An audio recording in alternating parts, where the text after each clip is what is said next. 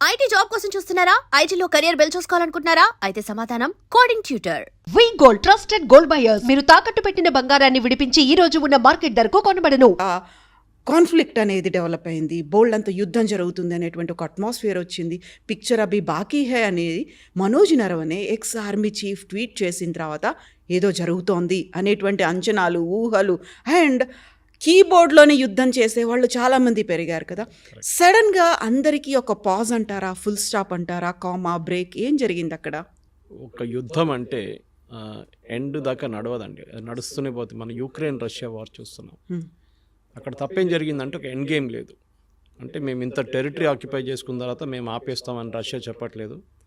Ukraine ఏమో మేము అందరి దగ్గర ఆయుధాలు తీసుకొని మిమ్మల్ని రష్యాని కొడతాం, మేము కూడా ఆపేస్తాం ఇక్కడని చెప్పట్లేదు. ఇక్కడ ఆల్మోస్ట్ 1,50,000 మంది చనిపోయారు సోల్జర్స్, అక్కడ కూడా 1,50,000 మంది చనిపోయారు. ఎంటైర్ జనరేషన్ పోయింది రష్యాలో కానీ యుక్రెయిన్లో కానీ. ఒక్కొక్క ఫ్యామిలీ నుంచి 2-3 యంగ్స్టర్స్ చనిపోయారు ఈ వార్లో సోల్జర్స్గా. మీరు ఒక ఎండ్లెస్ వార్ పెట్టుకుంటే ఇట్లనే నడుస్తుంది. మీరు ఈవెన్ వరల్డ్ వార్ చూడండి, దానికి ఒక ఎండింగ్ ఉండే. వరల్డ్ వార్ 1 కానీ వరల్డ్ వార్ 2 కానీ ఏ యుద్ధమైనా దానికి ఒక ఎండ్ పాయింట్ ఉంటుంది. ఫస్ట్ ఆఫ్ ఆల్ ఒక ఆబ్జెక్టివ్ ఉంటుంది, దేనికి యుద్ధానికి వెళ్తున్నాం. In this case it was not a war, it was a limited action. మనం ఏం చెప్పామంటే మా పెహల్గామ్లో చేసిన టెర్రరిస్ట్ అటాక్ చేసిన వాళ్ళ మీద మేము దాడి చేస్తాం. So it can be any camps in either PoK or Pakistan. Limited objective ఉండే మన దగ్గర. సో మనం we attacked those camps, destroyed them totally. Pakistan ఏం చేయాలి అప్పుడు? మన దగ్గర ఉన్న టెర్రరిస్ట్ క్యాంప్ మీద అటాక్ చేయాలి, కానీ మన దగ్గర టెర్రరిస్ట్ క్యాంప్స్ లేవు కదా. సో వాళ్ళు ఏం చేశారు, మన మీద ఉన్న సివిలియన్ ఏరియాస్ కానివ్వండి, మిలిటరీ బేసెస్ మీద దాడి చేయడం మొదలుపెట్టారు. డ్రోన్లు వాడారు, మిసైల్ వాడారు, అన్నీ వాడారు. అండ్ అమేజింగ్లీ వెల్ మన డిఫెన్స్ మెకానిజం చాలా బాగా పనిచేసింది. మీరు చూసుంటారు, ఫస్ట్ టైం మనం బ్యాటిల్ టెస్ట్ చేసాం చాలా ప్రోడక్ట్స్ని. అది S-400 ఉండొచ్చు, ఆకాష్ తీర్ సిస్టమ్ ఉండొచ్చు, పినాకా ఉండొచ్చు, ఏదైనా చాలా సిస్టమ్స్ ఉన్నాయి. అది కూడా నావిక్, మన శాటిలైట్ బేస్ కంట్రోల్ చేసే సాఫ్ట్వేర్ కానివ్వండి, గ్లోబల్ పొజిషన్ సిస్టమ్ కానీ అన్నీ చాలా బాగా పనిచేసింది. దాని వెనుక మొత్తం బయటకు వచ్చి అందరు మాట్లాడారు, కానీ చాలామంది మాట్లాడుతున్నారు, ఎస్పెషల్లీ ప్రైవేట్ సెక్టర్లో హెల్ప్ చేస్తున్న మాట్లాడుతున్నారు. వాళ్ళ ప్రోడక్ట్స్ రేపు అమ్మాలి కదా వాళ్ళకు, దానికోసం. కానీ ఏం జరిగింది అప్పుడు? పాకిస్తాన్ వచ్చి మన మీద దాడి చేశారు. ఎక్కువ డ్యామేజ్ ఏం చేయలేదు, జమ్మూలో 2-3 ప్లేసెస్లో డ్యామేజ్ జరిగింది. సివిలియన్స్ చాలామంది చనిపోయారు along the international border and also the LOC. ఎందుకంటే అది రెగ్యులర్ అక్కడ నడుస్తూనే ఉంటుంది. సో వాళ్ళు ఫైరింగ్ చేస్తుంటారు బార్డర్ నుంచి, మనం కూడా ఫైరింగ్ చేస్తూనే ఉంటాం. అది ఇప్పుడు కాదు, ముందు కూడా నడుస్తుంది. కానీ మన దగ్గర మనకు వీ లాస్ట్ 5 సోల్జర్స్ టెక్నికలీ, అంటే BSF వాళ్ళు కానీ ఎయిర్ ఫోర్స్ నుంచి ఒక 5 మంది చనిపోయారు. ఆబ్జెక్టివ్ అచీవ్ అయిపోయిందా? కాదు. పాకిస్తాన్ మీద దాడి చేశారు కదా, మనం ఊరుకుంటే వాళ్ళేమనుకుంటారు మనం ఏం చేయట్లేదని చెప్పి. So what we did was, our 8th రోజు morning, that is we attack the Pakistani bases. ఈసారి టెర్రరిస్ట్ క్యాంప్స్ కాదు, we hit the Pakistani air force bases స్ట్రాటజిక్గా. సర్గోడా ఉండొచ్చు, జకోబాబాద్ ఉండొచ్చు, మిగతా చాలా చోట్ల మనం అటాక్ చేసాం, 7 to 8 ప్లేసెస్. దాంట్లో చాలా డ్యామేజ్ జరిగింది పాకిస్తాన్కి, పెద్ద డ్యామేజ్ జరిగింది. అది ఎందుకంటే బేసిక్లీ వాళ్ళు అనుకోలేదు మనం ఇట్లా హిట్ చేస్తామని. ఫస్ట్ ఆఫ్ ఆల్ మనం ఏం చేసామంటే టెక్నికలీ వాళ్ళ ర్యాడర్స్ని జామ్ చేసి పడేసాం మనం.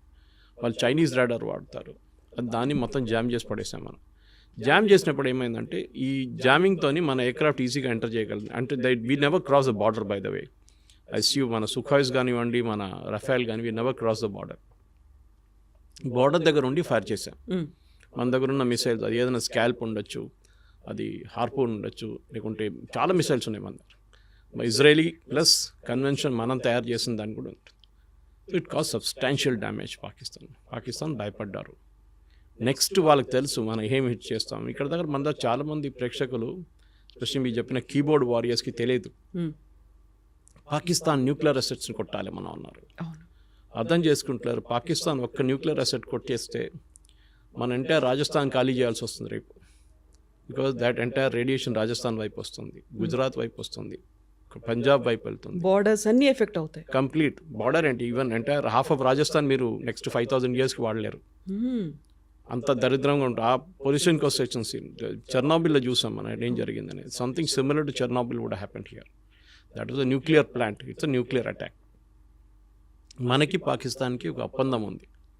అది కూడా ప్రేక్షకులు చాలామంది తెలియదు that we have signatory every January 1st of every year మనం ఒక లిస్ట్ ఎక్స్చేంజ్ చేసుకుంటాం. మా దగ్గర ఉన్న న్యూక్లియర్ అసెట్స్ ఈ ప్లేసెస్లో ఉన్నాయి, మీరు దీని మీద దాడి చేయకూడదు. పాకిస్తాన్ ఒక లిస్ట్ ఇస్తారు, మనం వాళ్ళకు ఒక లిస్ట్ ఇస్తాం. ఫర్ ఎగ్జాంపుల్ మన దగ్గర అపార్ట్ ఫ్రమ్ మిసైల్స్ మన దగ్గర చర్లపల్లిలో న్యూక్లియర్ ఫ్యూయల్ కాంప్లెక్స్ ఉంది. భారతదేశంలో ఉన్న అన్ని న్యూక్లియర్ పవర్ ప్లాంట్స్కి ఫ్యూయల్ సప్లై చేసి అక్కడి నుంచి, అంటే వాళ్ళు రాడ్స్ తయారు చేసి పంపిస్తారు, యురేనియం తెప్పించుకుంటారు బయట నుంచి, దాన్ని ప్రాసెస్ చేసి పంపిస్తారు. వాళ్ళు కూడా ఆర్మీ కానివ్వండి, ఎయిర్ఫోర్స్, నేవీ కోసం ఎక్విప్మెంట్ తయారు చేస్తారు. సో మీరు లిస్ట్ ఇచ్చినప్పుడు మీరు దాని మీద దాడి చేస్తారా? చేయరు కదా, చేయకూడదు. That is a agreement you have. ఏ దేశం అయినా కానీ న్యూక్లియర్ అసెట్స్ మీద ఎప్పుడు దాడి చేయరు. వారికి దాని ప్రభావం వాళ్ళకి తెలుసు ఏమవుతుందని. హిరోషిమా నాగసాకిలో చూసిన తర్వాత next after that nobody has used nuclear weapon, ఎక్కడ వాడలేదు. న్యూక్లియర్ వెపన్ ఒక డెటరెంట్. నా చేతిలో ఒక డండా ఉంది, కొడతాను నేను ఇక్కడ వస్తాయని చెప్పేసి బెదిరించడంలో ఉంటుంది. బియాండ్ దట్ వాళ్ళు ఏం చేయరు. కన్వెన్షనల్ వెపన్స్ వాడుకుంటారు. కానీ పాకిస్తాన్ ప్రాబ్లం ఏంటంటే పిచ్చోన్ చేతిలో రాయిలాగా అయిపోయింది న్యూక్లియర్ మిసైల్. ఎక్కడ వాడుకుంటారు? ఎందుకంటే న్యూక్లియర్ బటన్ అనేది ఒక కమాండ్ బటన్ ఉంటుంది. న్యూక్లియర్ మిసైల్ ఫైర్ చేయాలంటే ఏదో ఒక ప్రెస్ చేయడం కాదు, it goes right from political leadership నుంచి. భారతదేశంలో ప్రైమ్ మినిస్టర్ దగ్గర ఉంటుంది. డిఫెన్స్ మినిస్టర్ ఆథరైజ్ చేయాలి, ప్రైమ్ మినిస్టర్ బాటమ్ లెవెల్ నుంచి పైకి వెళ్తుంది. ఆర్మీ చీఫ్ ఆథరైజ్ అడుగుతారు, డిఫెన్స్ మినిస్టర్ ఎస్ అని చెప్తారు, ప్రైమ్ మినిస్టర్ ఓకే అని చెప్తారు, then again it goes down the line. Protocol అనేది ఉంది. పాకిస్తాన్లో లేదు. పాకిస్తాన్లో ద సివిలియన్ ప్రైమ్ మినిస్టర్కి ఎప్పుడు అథారిటీ లేదు. ఇప్పుడు కాదు, ఎప్పటి నుంచో అయూబ్ ఖాన్ టైం నుంచి పర్వేజ్ ముషరఫ్ దాకా ఎవరికి అథారిటీ లేదు. ఇప్పుడు అసిమ్ మునీర్. ఇప్పుడు చూడండి, మీరు ఆ రోజు మన మార్కో రూబియో మాట్లాడినప్పుడు he spoke to Asim Munir and then he spoke to Shahbaz Sharif. అదే టైంలో వెన్ ఈ కాల్డ్ భారతదేశం ఫోన్ చేసినప్పుడు మోదీ గారితో మాట్లాడారు, మన ఆర్మీ చీఫ్తో మాట్లాడలేదు, ద్వివేది గారితో. That's a difference. ఎందుకంటే భారతదేశంలో పొలిటికల్ లీడర్షిప్ దగ్గర కంట్రోల్ ఉంది కంప్లీట్గా, పాకిస్తాన్లో లేదు. పాకిస్తాన్లో గెలిచిన పొలిటికల్ పార్టీ లీడర్ జైల్లో ఉన్నారు, ఇమ్రాన్ ఖాన్. ఓడిపోయిన పొలిటికల్ లీడర్ ప్రైమ్ మినిస్టర్గా కూర్చున్నారు. అది పాకిస్తాన్ డెమోక్రసీ అన్నమాట. సో మీరు అడిగిన ప్రశ్నకి ఈ సీజ్ ఫైర్ అనేది, దీనికన్నా ముందు కూడా సీజ్ ఫైర్ ఉంది మనకి. 2021లో ఒక బ్రేక్ అయింది, కానీ దాని తర్వాత సీజ్ ఫైర్ ఉంది మనకి రెగ్యులర్గా. ఈ కేసులో కూడా we never use the word ceasefire. వాళ్ళ డీజీఎంఓ కాల్ చేసి, director general military operations call చేసి 3 గంటలకు అట్లా కాల్ చేసి ఆ రోజు we let us stop the firing. మనం బార్డర్ ఫైరింగ్ ఒకటే కాదు కదా, we fired missiles into Pakistan. BrahMos వాడారంటున్నాం, అది కూడా మనం ఇంకా కన్ఫర్మ్ చేయట్లేదు. సో ఆ పరిస్థితికి వచ్చినప్పుడు we're kept quiet. We said okay fine, we will check with the political leadership. Check చేసి తిరిగి వచ్చి 5 గంటలకు కన్ఫర్మ్ చేస్తాం, ఎస్ నేను ఆపేస్తాను, మీరు డ్రోన్లు పంపించకండి, మీరు మిసైల్ పంపించకండి, మేము కూడా మీ మీద ఫైర్ చేయం. ఆ పరిస్థితిలో ఉన్నాం ఇప్పుడు. పాజ్ అన్నారు మోదీ గారు, ఆపలేదు. ఒక సెసేషన్. రేపు మన మీద భారతదేశంలో పాకిస్తాన్ నుంచి వచ్చిన వాళ్ళు ఎవరైనా దాడి చేస్తే we will hit back again, the war will start. War అని మనం ఇంకా డిక్లేర్ చేయలేదు దాన్ని, యుద్ధం అని ఎక్కడ చెప్పలేదు మనం, లిమిటెడ్ ఎంగేజ్మెంట్ అంతే.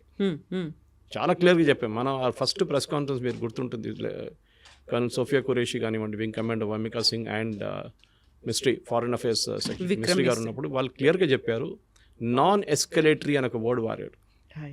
అంటే ఇక్కడే ఆపేస్తున్నా, దీనికన్నా పైకి వెళ్ళట్లేదు, మేము అయిపోయింది, మా ఆబ్జెక్టివ్ కానీ మీరు మళ్ళీ మా మీద వచ్చి దాడి చేస్తాం, మళ్ళీ మేము చేస్తాం. సో పాకిస్తాన్ చేసిన తప్పది. వాళ్ళకి ప్రాబ్లం ఏంటంటే వాళ్ళ దగ్గర టెర్రరిస్టు ఆర్మీ కలిసి ఉంటారు ఎప్పుడు.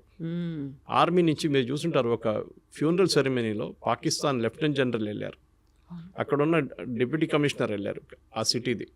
ఎందుకు వెళ్ళారు? One of the terrorist killed was a senior army officer. కానీ వీళ్ళేం చేస్తారంటే ఈ ఆర్మీ ఆఫీసర్ని టెర్రరిస్ట్ క్యాంప్కి డెప్యూట్ చేస్తారు ట్రైనింగ్ కోసం. మనం ఆ రోజు కొట్టినప్పుడు ఈయన మీద పడ్డది బాంబు వచ్చి, 3 చనిపోయారు. సో దానికోసం ఆయన కాఫిన్ మీద మీరు చూసుంటారు ఫ్లాగ్ ఉండే, పాకిస్తానీ జెండా. That is it. And funeral, state funeral ఇచ్చారు వాళ్ళు. సో స్టేట్ ఫ్యూనరల్ టెర్రరిస్ట్కి ఇవ్వరు. మన మీడియా కూడా తప్పు చేశారు దాంట్లో. స్టూడెంట్ టెర్రరిస్ట్కి ఫ్యూనరల్ ఇస్తుంది, టెర్రరిస్ట్ కాదు, they are Pakistani army officers. వాళ్ళు టెర్రరిస్ట్గా బిహేవ్ చేస్తున్నారు, టెర్రరిస్ట్ క్యాంప్లో ఉంటున్నారు, వాళ్ళకి ట్రైనింగ్ ఇస్తున్నారు, అన్నీ వాళ్ళు చేస్తున్నారు. కానీ ఆ రోజు వాళ్ళ బ్యాడ్ లక్ ఏంటంటే ఆ బాంబు వరకు వాళ్ళు అక్కడ ఉన్నారు ఆ టెర్రరిస్ట్ క్యాంప్లో. సో డెఫినెట్ అక్కడ మనం ఆపేస్తాం. సో మన ప్రేక్షకులు అర్థం చేసుకోవాలంటే యుద్ధం అనేది చాలా ఎక్స్పెన్సివ్ ప్రాసెస్, కోట్లు ఖర్చు అవుతుంది. ఒక SU 400 నుంచి ఒక మిసైల్ ఫైర్ చేస్తే మనకి ఎన్ని $500,000 పోతుందా, $1 million పోతుందా, లేకుంటే ఎన్ని కోట్లు, 10 కోట్లు పోతుందా, 15 కోట్లు పోతుందా అని చూడాలి మనం. ఏదో ఫ్రీగా కాదు కదా, మనం ఒక్కొక్కసారి రష్యా దగ్గర తెప్పించుకుంటే దాని ఎక్విప్మెంట్ మనం మొత్తం 5 దానికి $5.2 billion కట్టాం మనం. దాంట్లో బ్యాటరీస్ 45,000 కోట్లు దాకా బ్యాటరీస్ ఫైర్ చేసే బ్యాటరీస్ ఉండొచ్చు ఏదైనా. ఇప్పుడు మీరు ఇజ్రాయలీ ఐరన్ డోమ్ చూడండి, ఐరన్ డోమ్ నుంచి ఫైర్ చేసిన ఒక మిసైల్కి cost is $1 million. Incoming missile అది $20,000 కూడా ఉండదు, కానీ డిస్ట్రాయ్ చేయడానికి ఇంకా ఎక్కువ కాస్ట్ పెట్టాల్సి వస్తుంది. సో మనం దానికన్నా ఆకాష్ తీర్ వాడాం, ఇట్స్ లెసర్ కాస్ట్. ఇప్పుడు కొత్త కొత్త టెక్నాలజీలో ఈవెన్ ఇజ్రాయెల్ టెస్ట్ చేస్తున్నారు, మనం కూడా టెస్ట్ చేస్తున్నాం. లేజర్ వాడుకుంటున్నాం, అంటే మీకు ఫిజికల్గా ఏం ఫైర్ చేయట్లేదు, లేజర్తో డిస్ట్రాయ్ చేస్తున్నారు దాన్ని, ఇన్కమింగ్ మిసైల్. సో కాల్పు విరమణ అనేది ఇట్స్ అ ప్రాసెస్. మోదీ గారు చెప్పిన దాని ప్రకారం ఇక్కడైనా ఇప్పటి నుంచి మన మీద దాడి చేస్తే, పాకిస్తాన్ నుంచి వచ్చిన తీవ్రవాదులు మన దగ్గర వచ్చి కాశ్మీర్ కానివ్వండి మిగతా ఎక్కడైనా వచ్చి దాడి చేస్తే we will start again. So ఒక భయం, దీనికన్నా ముందు ఈ భయం లేకుండే పాకిస్తాన్కి. ఇప్పుడు వాళ్ళు చేస్తారా, చేయరు, ఎందుకంటే వాళ్ళకి తెలుసు మన కాల్పు విరమణ చేసింది ఈ కండిషన్ మీద, ఇది వైలేట్ చేస్తే మళ్ళీ మేము స్టార్ట్ చేసేస్తాం, మళ్ళీ మమ్మల్ని తప్పు పట్టకండి, this is what it is. So మెచ్యూర్గా ఎందుకంటే ఈ జనరేషన్ అసలు యుద్ధం అని చూడలేదు. 71లో ఐ వాజ్ ఇన్ స్కూల్, మనం కూడా చూడలేదు హైదరాబాద్లో యుద్ధం అనేది జరిగింది, బంగ్లాదేశ్లో, మళ్ళీ హర్యానా, పంజాబ్, రాజస్థాన్, గుజరాత్, కాశ్మీర్. ఎప్పుడు చూడండి యుద్ధాల్లో వీరే ఎఫెక్ట్ అవుతారు మ్యాక్సిమం, అక్కడే చాలామంది చనిపోతారు.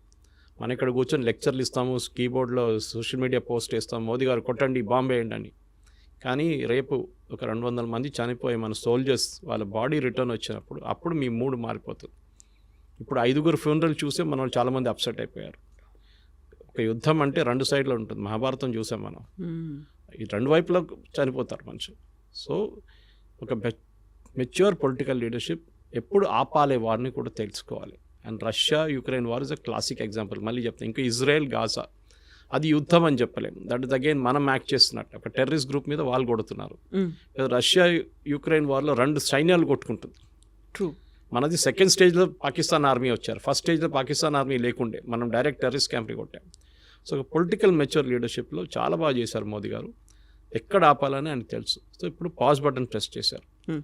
కానీ మీకు గుర్తుంటుంది, దీనికన్నా ముందు మన ఫస్ట్ వార్ ఈ టెన్షన్ స్టార్ట్ అయినప్పుడు పెహల్గామ్లో మన ఇండస్ వాటర్ ట్రీటీ ఆపేశాం, దానికి కూడా ఒక పాజ్ బటన్ ప్రెస్ చేశాం. నేను చెప్పేది ఈ ఆర్మీ యాక్షన్ దీనికి అన్నికంటే బ్రిలియంట్ మూవ్ వాస్ దట్ అది. ఎందుకంటే దాంతో పాకిస్తాన్ మొత్తం సత్యనాశ అయిపోతుంది, కంప్లీట్గా ఫినిష్ అయిపోతుంది. వాళ్ళకు ఒక పంట ఆల్రెడీ పోయింది, ఇంకో పంట ఎప్పుడు పోతుందో తెలియదు. ఎందుకంటే పాకిస్తాన్లో అన్నిటికంటే ఫర్టైల్గా ఏరియా పంజాబ్, పాకిస్తాన్ పంజాబ్. మీకు సింధ్లో కొంచెం ఉంది, కానీ బలూచిస్తాన్ వైపు అసలు మొత్తం డెజర్ట్ లాగా ఉంటుంది. ఇటువైపు ఖైబర్ పఖ్తూన్ఖ్వా అక్కడ కూడా ఎక్కువ ఏం లేదు. సో ఉన్నదంతా ఇక్కడే పంజాబ్లో. పాకిస్తానీ పంజాబ్ చాలా ఫర్టైల్, మన దగ్గర లాగానే, మన పంజాబ్ లాగా. అక్కడ వాళ్ళకి నీళ్ళు రాకపోతే వాళ్ళు కంప్లీట్, వాళ్ళు అసలు ఇప్పుడే ఏం లేదు తినడానికి, ఆట లేదు, ఏం లేదు, వాళ్ళు కొట్టుకుంటున్నారు అక్కడ. అసలు వాళ్ళు కంప్లీట్గా డిస్ట్రాయ్ అయిపోతారు. దానికోసం మీకు గుర్తుంటుంది, గుర్తు చేయండి, ఈ స్టార్ట్ చేసినప్పుడు ఏమన్నారు, నీళ్ళు ఆపేస్తే అది యుద్ధం అన్నారు. అక్కడ అంతా వాళ్ళకి తెలుసు అది ఇంపాక్ట్ అంటే. ఇప్పుడు అడుగుతున్నారు, రిక్వెస్ట్ చేస్తున్నారు ఇండియన్ గవర్నమెంట్ మనం నెగోషియేట్ చేద్దాం, ఎందుకంటే 1960లో సైన్ చేసిన అగ్రిమెంట్ ఇది. అప్పుడు మనం 80% నీళ్ళు వాళ్ళకి ఇస్తున్నాం అని చెప్పి అగ్రిమెంట్ సైన్ చేసుకుని చాలా పెద్ద తప్పు అది. Now that mistake has been corrected. మన పాపులేషన్ మారిపోయింది, మాకు కూడా దానికి రైట్స్ ఉన్నాయి. ఎందుకు లేదు, నేను if you see the river, నేను లే లదాఖ్ వెళ్ళినప్పుడు చూశాను, చాలా బాగుంటుంది, బ్యూటిఫుల్ ఉంటుంది, డెసలేట్. అక్కడ టిబెట్ నుంచి వస్తుంది అది వచ్చి ఇండస్ రివర్ మెయిన్ సిస్టమ్ అక్కడ. అది కాకుండా మనకు 3 వెస్టర్న్ ఫ్లోయింగ్ రివర్స్ ఉంది including Indus, 3 eastern flowing rivers ఉంది త్రూ పంజాబ్. సో ఇండస్, బియస్, సట్లజ్, యమున అన్నీ, that is the continuous link అన్నమాట. మనం నీళ్ళు ఇప్పుడు ట్యాప్ లాగా ఆఫ్ చేయలేము దాన్ని, ఇండస్ని. It's a big system. కానీ ఈ యుద్ధంలో ఐ థింక్ లిమిటెడ్ ఆబ్జెక్టివ్స్ ఏమేమి ఉన్నా మన అన్ని సెకండ్ మనం వ్యాలిడేట్ చేసుకున్నాం మన ఎక్విప్మెంట్ ఎట్లా పనిచేస్తుంది అని. ఈ యుద్ధంలో మీరు ఎక్కడైనా సోల్జర్స్ తుపాకీలు తీసుకొని అక్కడ పరిగెత్తడం చూసారా అటువైపు, లేకుంటే ట్యాంకులు వెళ్తాం చూసారా? టిపికల్ వార్ లేదన్నీ చూస్తాం మనం, కానీ యుద్ధం మారిపోయింది, స్ట్రాటజీస్ మారాయి, స్ట్రాటజీస్ మారింది. And more equipment. ఈ యుద్ధం ఎట్లా నడుస్తుంది అనేది కాన్సెప్ట్ మారిపోయింది. అది యుక్రెయిన్ రష్యా వార్లో తెలుసిపోయింది. ఈవెన్ ఇజ్రాయలీ గాజాలో కూడా హూతీస్ మిసైల్ ఫైర్ చేస్తున్నారు, ఇరాన్ మిసైల్స్ ఫైర్ చేస్తున్నారు, లెబనన్ వాళ్ళు ఫైర్ చేస్తున్నారు, ఇక్కడ హమాస్ వాళ్ళు ఫైర్ చేస్తున్నారు మిసైల్స్. ఇజ్రాయెల్ ఏమో దాన్ని ఆడుకుంటుంది. వాళ్ళు ఐరన్ డోమ్ కానివ్వండి, డేవిడ్ స్లింగ్ అండ్ పేట్రియట్, వాళ్ళ దగ్గర 3 డిఫెన్స్ సిస్టమ్స్ ఉన్నాయి, ఎయిర్ సిస్టమ్స్. ఒకటి 60 కిలోమీటర్ దాకా, ఒకటి 200 కిలోమీటర్ల దాకా, ఇంకోటి ఇంటర్కాంటినెంటల్ బ్యాలిస్టిక్ మిసైల్ డీల్ చేయడానికి పేట్రియట్. మన దగ్గర కూడా అదే, మన దగ్గర కూడా 3 డిఫరెంట్ టైప్స్ ఆఫ్ 4 ఉన్నాయి మన దగ్గర. ఆకాష్ నుంచి మన నార్మల్ యాంటీ ఎయిర్క్రాఫ్ట్ గన్ నుంచి అక్కడి నుంచి మొదలవుతుంది అనమాట. Last one is SU-400. So మన దగ్గర అన్ని ఎక్విప్మెంట్ వ్యాలిడేట్ అయిపోయింది. బ్యాటిల్ ఫీల్డ్ కండిషన్లో ఎట్లా పనిచేస్తుంది, మీరు ల్యాబ్లో తయారు చేసుకున్న బాగానే ఉంది, ఫీల్డ్ ట్రయల్ చేస్తాను బాగానే ఉంది, కానీ బ్యాటిల్ కండిషన్లో పనిచేస్తుందా లేదో చెప్పలేము. పాకిస్తాన్ ఆ రోజు మీకు గుర్తుంటుంది, ఒకటేసారి వాళ్ళు మన మీద 15 మిసైల్స్ ఫైర్ చేశారు. S400 చెప్పచ్చు. S400కి ఒకటేసారి they can up to 300 missiles tackle చేయొచ్చు, ఏ సోర్స్ నుంచి ఎక్కడి నుంచి వస్తాయి కూడా. సో ఇది పెద్ద సబ్జెక్ట్ యాక్చువల్లీ. కానీ దీన్ని మనం రష్యా దగ్గర తీసుకున్నప్పుడు మనకు కూడా డౌట్ ఉంది, మీకు గుర్తుంటుంది, అప్పుడు US మన మీద శాంక్షన్స్ థ్రెటన్ చేశారు, మీరు ఇది కొంటే అంతే సంగతి, మిమ్మల్ని మీద శాంక్షన్. మోదీ గవర్నమెంట్ చెప్పారు ఓకే. అది ఐ థింక్ గోవా కాన్ఫరెన్స్లో, గోవాలో మన బ్రిక్స్ సమ్మిట్ జరిగినప్పుడు అగ్రిమెంట్ సైన్ చేశారు రష్యాతో. ఇప్పుడు US అన్నారు మీరు తీసుకుంటే రష్యా శాంక్షన్, కానీ మనం we went head political leadership, Modi గారి లీడర్షిప్ ఒక డిసిషన్ తీసుకున్నారు, సరే శాంక్షన్ చూసుకుందామని. కానీ వాళ్ళు ఏం చేయలేదు, ఎందుకంటే వాళ్ళ ఎక్విప్మెంట్ అమ్మాలని చూసారు మన దగ్గర, మనం తీసుకోలేదు. అది ఇది తీసుకోకపోతే అది తీసుకుంటాము అని. ఎందుకంటే US దగ్గర తీసుకున్న ప్రాబ్లం ఏమవుతుందంటే, రేపు మన దగ్గర ఏదైనా గొడవ అయితే, రేపు మనం పాకిస్తాన్ మీద దాడి చేసినా కానీ చైనాతోనే గొడవ పెట్టుకుంటే US చేస్తారు, వీళ్ళు దాని స్పేర్ పార్ట్ ఆపేస్తారు. మన పోఖ్రాన్లో చూసాం మన అప్పుడు US దగ్గర నుంచి చాలా లిమిటెడ్ ఎక్విప్మెంట్ తీసుకున్నాం, కానీ మొత్తం అన్నీ ఆపేశారు వాళ్ళు. So we should be careful. యుద్ధం అనేది ఏదో వచ్చి కొట్టుకుందాం, ఇటు బాంబులు వేద్దాం, మోదీ గారు పాకిస్తాన్ని మొత్తం ధ్వంసం చేసేయండి, అది నడవదు. ఈవెన్ POK ఇష్యూ కూడా దానికన్నా పెద్ద ఇష్యూ. కాకపోతే ఇప్పుడు ఇంత అయిన తర్వాత సడన్గా విక్రమ్ మిస్త్రీ గారి మీద పడ్డారు. ఆయన అబ్యూజివ్ కామెంట్స్ అనేవి ఉన్నాయి, ట్రోల్స్ అనేవి ఉన్నాయి. ఏం జరుగుతుంది అనేది క్లారిటీ మిస్ అవుతోందా, లేకుంటే they are in a mood, at any cost మనం వెళ్ళిపోవాలి, కొట్టేయాలి, స్వాధీనం చేసుకోవాలి, ఈ ఒక ఎమోషన్ని క్రియేట్ చేసింది ఆ అట్మాస్ఫియర్ ఎందువల్ల అంటారు? ఇప్పుడు ఏమైపోతుందంటే ఇది ఒకటే ఇష్యూ కాదు, క్రికెట్ మ్యాచ్ నడుస్తున్నప్పుడు ఇదే ఇష్యూ ఉంటుంది. ఒక క్రికెట్ మ్యాచ్ ఓడిపోతే సంగతి అంతే, వీళ్ళందరూ కలిసి ధోని మీదనో కెప్టెన్ ఎవరున్నా విరాట్ కోహ్లీయా లేకుంటే రోహిత్ శర్మ ఇవే పడతారు వీళ్ళందరూ కలిసి. సో మన దగ్గర ప్రాబ్లం ఏంటంటే, నేను చెప్పాను కదండి, మన దగ్గర డ్రాయింగ్ రూమ్లో కూర్చొని IPL చూసుకుంటా ధోని దగ్గర బ్యాటింగ్ ఎట్లా చేయాలని చెప్తారు మన వాళ్ళు. True, they are all expert. ఒక వీక్ బడ్జెట్ వచ్చినప్పుడు అందరూ బడ్జెట్ ఎక్స్పర్ట్స్, ఫైనాన్స్ ఎక్స్పర్ట్స్ అయిపోతారు. క్రికెట్ మొదలైతే అందరు క్రికెట్ ఎక్స్పర్ట్స్ అయిపోతారు. దాని తర్వాత ఇప్పుడు యుద్ధం వచ్చినప్పుడు అందరు యుద్ధం, అన్ని వార్ ఎక్స్పర్ట్స్ అయిపోతారు.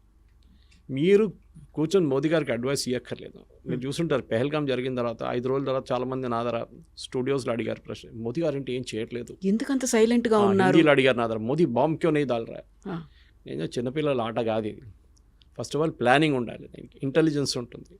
ఎక్కడెక్కడ వాళ్ళ టెర్రర్ క్యాంప్స్, వాళ్ళ దగ్గర 24 టెర్రర్ క్యాంప్స్ ఉంది పాకిస్తాన్. మనం కొట్టింది 7 నుంచి 9, దాంట్లో 14 మిసైల్ యూస్ చేసాం మనం. ఒక స్పాట్లో మనం 3 సార్లు కొట్టాం, మీరు చూసుంటారు ఆ వీడియో వాళ్ళు చూపించిన దాంట్లో. సో ఆ పరిస్థితికి రావాలంటే 14, మీరు గుర్తుంటుంది మన ఉరి జరిగిన తర్వాత సర్జికల్ స్ట్రైక్స్ 9వ రోజు జరిగింది, పుల్వామా జరిగిన తర్వాత బాలాకోట్ స్ట్రైక్ 13వ రోజు చేసాం, ఈసారి 14వ రోజు చేసాం. టైం అన్నిటికీ ప్లానింగ్ ఉంది, ఎందుకంటే వాళ్ళు రెడీగా కూర్చున్నారు అక్కడ. పహల్గాం కాగానే ఇండియా అటాక్ చేస్తారని వాళ్ళకి తెలిసిపోయింది, టెర్రరిస్ట్ కానివ్వండి పాకిస్తాన్ ఆర్మీ. కానీ ఒక వారం తుపాకీ కూర్చొని పట్టిన మనిషి ఒక వారం తర్వాత అంటాడు ఏంటి ఎవరు రావట్లేదు, ఇది బోర్ కొడుతుంది కదా, మనం ఎంత కూర్చోవాలి చెప్పేసి పక్కన రిలాక్స్ అయిపోతారు. ఆ టైంలో కొట్టాలి. That is very important. Sun Tzu అని చెప్పి చైనీస్ ఫిలాసఫర్ ఉన్నారు, చాలా ఫేమస్, మీరు చదువుంటారు, ఆర్ట్ ఆఫ్ వార్ అనే ఒక బుక్ రాశారు. దాంట్లో he always says you should catch the enemy unprepared. చాలా ఇంపార్టెంట్. ప్రిపేర్డ్ ఉన్నప్పుడు మనం మిసైల్ ఫైర్ చేస్తే వాళ్ళు ఫైర్ చేస్తారు, మనకేం అడ్వాంటేజ్, మళ్ళీ మన మీద ధ్వంసం ఎక్కువైపోతుంది. సో వాళ్ళు ఈ షుడ్ మొత్తం ప్లానింగ్ చేసుకున్న తర్వాత, డీటెయిల్ ఇంటెలిజెన్స్ వచ్చిన తర్వాత మనకు కరెక్ట్గా హిట్ చేసాం. వాళ్ళు కూడా అడ్మిట్ చేస్తున్నారు ఇంతమంది చనిపోయారని చెప్పి. ఒక ప్లేస్లో అయితే ఏదో మస్జిద్ లోపల మహిళలు పిల్లలు అందరు చనిపోయారన్నారు. రాత్రి 1 గంటకు ఈ మహిళలు పిల్లలు మస్జిద్ లోపల ఏం చేస్తున్నారండి, ఎందుకున్నారు అక్కడ? అక్కడే మీకు క్వశ్చన్ వచ్చేది. ఇట్ వాజ్ నాట్ ఎ మస్జిద్ పేరు పెట్టుకున్నారు అంతే. అది ప్లేస్ చూడండి, ఇప్పుడు మీరు గూగుల్కి వెళ్ళి ఆ మస్జిద్ పేరు కొడితే పర్మనెంట్లీ క్లోజ్డ్ అని వస్తుంది. సో మొన్న కూడా పాకిస్తాన్ ప్రైమ్ మినిస్టర్ వెళ్ళి మేము మళ్ళీ మస్జిద్ని కట్టేస్తాం, మళ్ళీ మొత్తం అంటే వచ్చిన ఫండ్స్ ఐఎంఎఫ్ దగ్గర నుంచి ఫండ్ దీనికి వాడుకుంటారు వాళ్ళు. ఇక మనకు ప్రాబ్లం లేదు, వాళ్ళు ఏమని చేసుకోవచ్చు. ప్రాబ్లం ఈజ్ పాకిస్తాన్ ఆర్మీకి సర్వైవ్ చేయడానికి టెర్రరిజం కావాలి వాళ్ళకి. ఇప్పుడు కాదు, 35 సంవత్సరాల నుంచి చేస్తున్న పని వాళ్ళది. ఆఫ్ఘనిస్తాన్లో టెర్రరిస్ట్ని తయారు చేయడం, ఫస్ట్ ఐసిస్, దాని తర్వాత Al-Qaeda, first Taliban, Al-Qaeda, ISIS, దాని తర్వాత మొత్తం ధ్వంసం అయిన తర్వాత ఇప్పుడు తాలిబాన్ టేక్ ఓవర్ చేసుకున్నారు ఆఫ్ఘనిస్తాన్. సోవియట్స్ పారిపోయారు, మరి తర్వాత యుఎస్ పారిపోయారు, నేటో పారిపోయారు. ఇప్పుడు ఎక్కడికి పంపించాలి టెర్రరిస్ట్ అంతని? ఎక్కడో వాడుకోవాలి కదా. నేను ఎప్పుడు దీన్ని భస్మాసుర్ ఎఫెక్ట్ అని చెప్తాను. దీన్ని భస్మాసుర్కి వరం ఇచ్చిన తర్వాత టెస్ట్ చేయడానికి శివ భగవాన్ తల మీద పెడదాం అనుకున్నారు. పాకిస్తాన్ సంగతి అంతే. ఇప్పుడు పాకిస్తాన్ తల మీద తేరికా తాలిబాన్ వచ్చి కొడుతున్నారు, అటువైపు నుంచి బలూచిస్తాన్ వాళ్ళు కొడుతున్నారు, ఇటువైపు టెర్రరిస్ట్ కూర్చున్నారు. వాళ్ళు అంటున్నారు మన ఇండియాకి పోకపోతే మేమేం చేయాలంటున్నారు. ఏం పని ఉంది మాకు ఇక్కడ అని. సో దే ఆర్ సర్వైవింగ్ దానికోసం. చూడండి, పాకిస్తాన్ ఆర్మీ, పాకిస్తాన్ పొలిటీషియన్స్ అందరూ వచ్చేది పంజాబ్ నుంచి, పంజాబ్ నుంచి 90%. ఒక ఎక్సెప్షన్ ఇమ్రాన్ ఖాన్ అట్లాంటి వాళ్ళు ఉండొచ్చు, కానీ మిగతా అందరూ అక్కడి నుంచి వస్తారు. వీళ్ళకి మాఫియా, వాళ్ళు అక్కడే ఎన్షూర్ చేసుకుంటారు. ఈ ఏరియా నుంచి వచ్చిన వాళ్ళే. మీరు ఎప్పుడైనా ఖైబర్ పఖ్తూన్ఖా లేకుంటే బలూచిస్తాన్ నుంచి ఒక ప్రధానమంత్రి, ఒక ఆర్మీ చీఫ్ పేరు విన్నారా? ఎప్పుడు లేదు. వీళ్ళు అక్కడి నుంచి ఉంటారు. సో వీళ్ళని మనం ఈసారి కొట్టినప్పుడు భవాల్పూర్ కొట్టాం మనం, which was a very emotional hit for them. ఎందుకంటే వాళ్ళు ఎప్పుడు అనుకోలేదు మనం కొడతామని. పాకిస్తాన్ వైపు, అది కూడా పాకిస్తాన్ పంజాబ్లో అటాక్ చేయడం అని చాలా, వాళ్ళు ఎప్పుడు వాళ్ళ డ్రీమ్స్లో కూడా, కళ్ళు కూడా రాదు వాళ్ళకి. కొట్టాం మనం. అదొక సైకలాజికల్ బ్లో ఉండేవారు. దాని తర్వాత మీకు తెలుసు, రెస్ట్ ఆల్ ఈజ్ హిస్టరీ అని చెప్పేటట్లు మనం చాలా కొట్టాం. దాని తర్వాత వాళ్ళు వచ్చి మన దగ్గర విరామణ చేసుకుందాం, మనం ఇప్పుడు ఒక ఒప్పందం లాగా చేసుకుని, ఒప్పందం ఎక్కడ సైన్ చేయలేదు. We're not signed any agreement. కానీ ఇప్పటికీ ఒక స్టేల్ మేట్. ఇప్పుడేం లేదు, ఒక టైమ్అవుట్ అంటారు ఫుట్బాల్లో, టైమ్అవుట్ తీసుకున్నాం. అది 5 నిమిషాలు ఉండొచ్చు, 5 రోజులు ఉండొచ్చు, 5 నెలలు ఉండొచ్చు, 5 సంవత్సరాలు ఉండొచ్చు. ఏ రోజు మన మీద నెక్స్ట్ దాడి జరిగిందో ఆ రోజు మనం వి విల్ హిట్ బ్యాక్. ఇప్పుడు పహల్గామ్ జరిగి ఆల్మోస్ట్ 1 నెల కాబోతుంది. మీరు చూడండి, ఒక్క అటాక్ కూడా మనమే జరగలేదు. జరిగితే Modiji will give next authorisation, కొట్టండి ఈసారి అని చెప్పేసి. ఆల్రెడీ వాళ్ళ చాలా మటుకు ధ్వంసం చేస్తాం, వాళ్ళ ఎవాక్స్ని ధ్వంసం చేస్తాం, వాళ్ళ ఫైటర్ ఎయిర్క్రాఫ్ట్ని ధ్వంసం. వాళ్ళు కూడా చాలా మటుకు కాంట్రవర్సీ క్రియేట్ చేశారు. మేము రఫాల్ 5 రఫాల్, 1 రఫాల్, 3 సుఖాయిలు, 2 మిగ్లు కొట్టుపడేస్తామని చెప్పేసి. నిన్ననే government of India detailed statement ఒకటి ఇష్యూ చేశారు through press information bureau. And వాళ్ళ లాంగ్వేజ్లో ఒక ఎయిర్క్రాఫ్ట్ అంటే అసెట్ అంటారు దాన్ని. All our assets are intact అని చెప్పి పెద్దగా సపరేట్గా ఇచ్చారు వాళ్ళకి బాక్స్ లైన్లో. మనది ఒక్క ఎయిర్క్రాఫ్ట్ కూడా పోలేదు, ఒక ఎయిర్ ఫీల్డ్ కూడా అటాక్ కాలేదు. దానికోసం మీరు చూసుంటారు, మోదీ గారు కాగానే, ఈ సీజ్ ఫైర్ కాగానే మోదీ గారు ఫస్ట్ విజిట్ ఆదంపూర్కి వెళ్ళారు. Adampur second biggest air Force base మనది. ఎందుకు వెళ్ళారంటే వీళ్ళేం చెప్పారు, మేము ఆదంపూర్ మీద మిసైల్ కొట్టాం పాకిస్తాన్ వాళ్ళు అన్నారు, మొత్తం ధ్వంసం చేసాం, అక్కడ ఉన్న SU-400 ధ్వంసం చేసి అక్కడ ఉన్న ఫైటర్ ఎయిర్క్రాఫ్ట్ అన్నీ పోయిందని. మోదీ గారు వెళ్ళి నిలబడి, ఆప్టిక్స్ అంటారు మన ఇంగ్లీష్లో, లెఫ్ట్ షోల్డర్ మీద SU-400, రైట్లో ఒక మిగ్ నిలబడింది, MiG-29. That is optics. Modi గారు వచ్చింది ఆయన నార్మల్ ఎయిర్క్రాఫ్ట్లో కాదు, మిలిటరీ ఎయిర్క్రాఫ్ట్లో ల్యాండ్ అయ్యారు. అంటే runways working, systems are working, లేకుంటే ల్యాండ్ గారు. అదే టైంలో Pakistan army chief, Pakistan prime minister మొన్న ఏదో వాళ్ళ బేస్కి వెళ్ళారు, ఎయిర్ ఫోర్స్ బేస్కి వెళ్ళలేదు, ఆర్మీ బేస్కి వెళ్ళారు. అది కూడా ఎట్లా వెళ్ళారు, కార్లో జీప్లో వెళ్ళారు. దట్ మీన్స్ వాళ్ళ దగ్గర ఉన్న ఎయిర్ ఫోర్స్ బేస్ ధ్వంసం అయిపోయింది, అక్కడ ల్యాండ్ చేయలేమని చాలా క్లారిటీ వచ్చేస్తున్నారు. సో యుద్ధం అనేది మనోళ్ళు కూడా దే షుడ్ అలౌ పొలిటికల్ ఎస్టాబ్లిష్మెంట్ని వాళ్ళ పని చేయనియండి, వాళ్ళకి తెలిసి ఏం చేయాలని చెప్పి. విక్రమ్ మిస్త్రీ గారి మీద చేసిన దాడి ఐ థింక్ మన దేశంలో ఒక కల్చర్ అయిపోయింది. ఎవరైనా మీ ఒపీనియన్కి వ్యతిరేకంగా ఏమైనా చెప్పారంటే వాళ్ళ మీద ట్రోల్ చేస్తారు. He's only a messenger. ఆయన ఒక స్టేట్మెంట్ తీసుకొచ్చి చెప్పారు అంతే.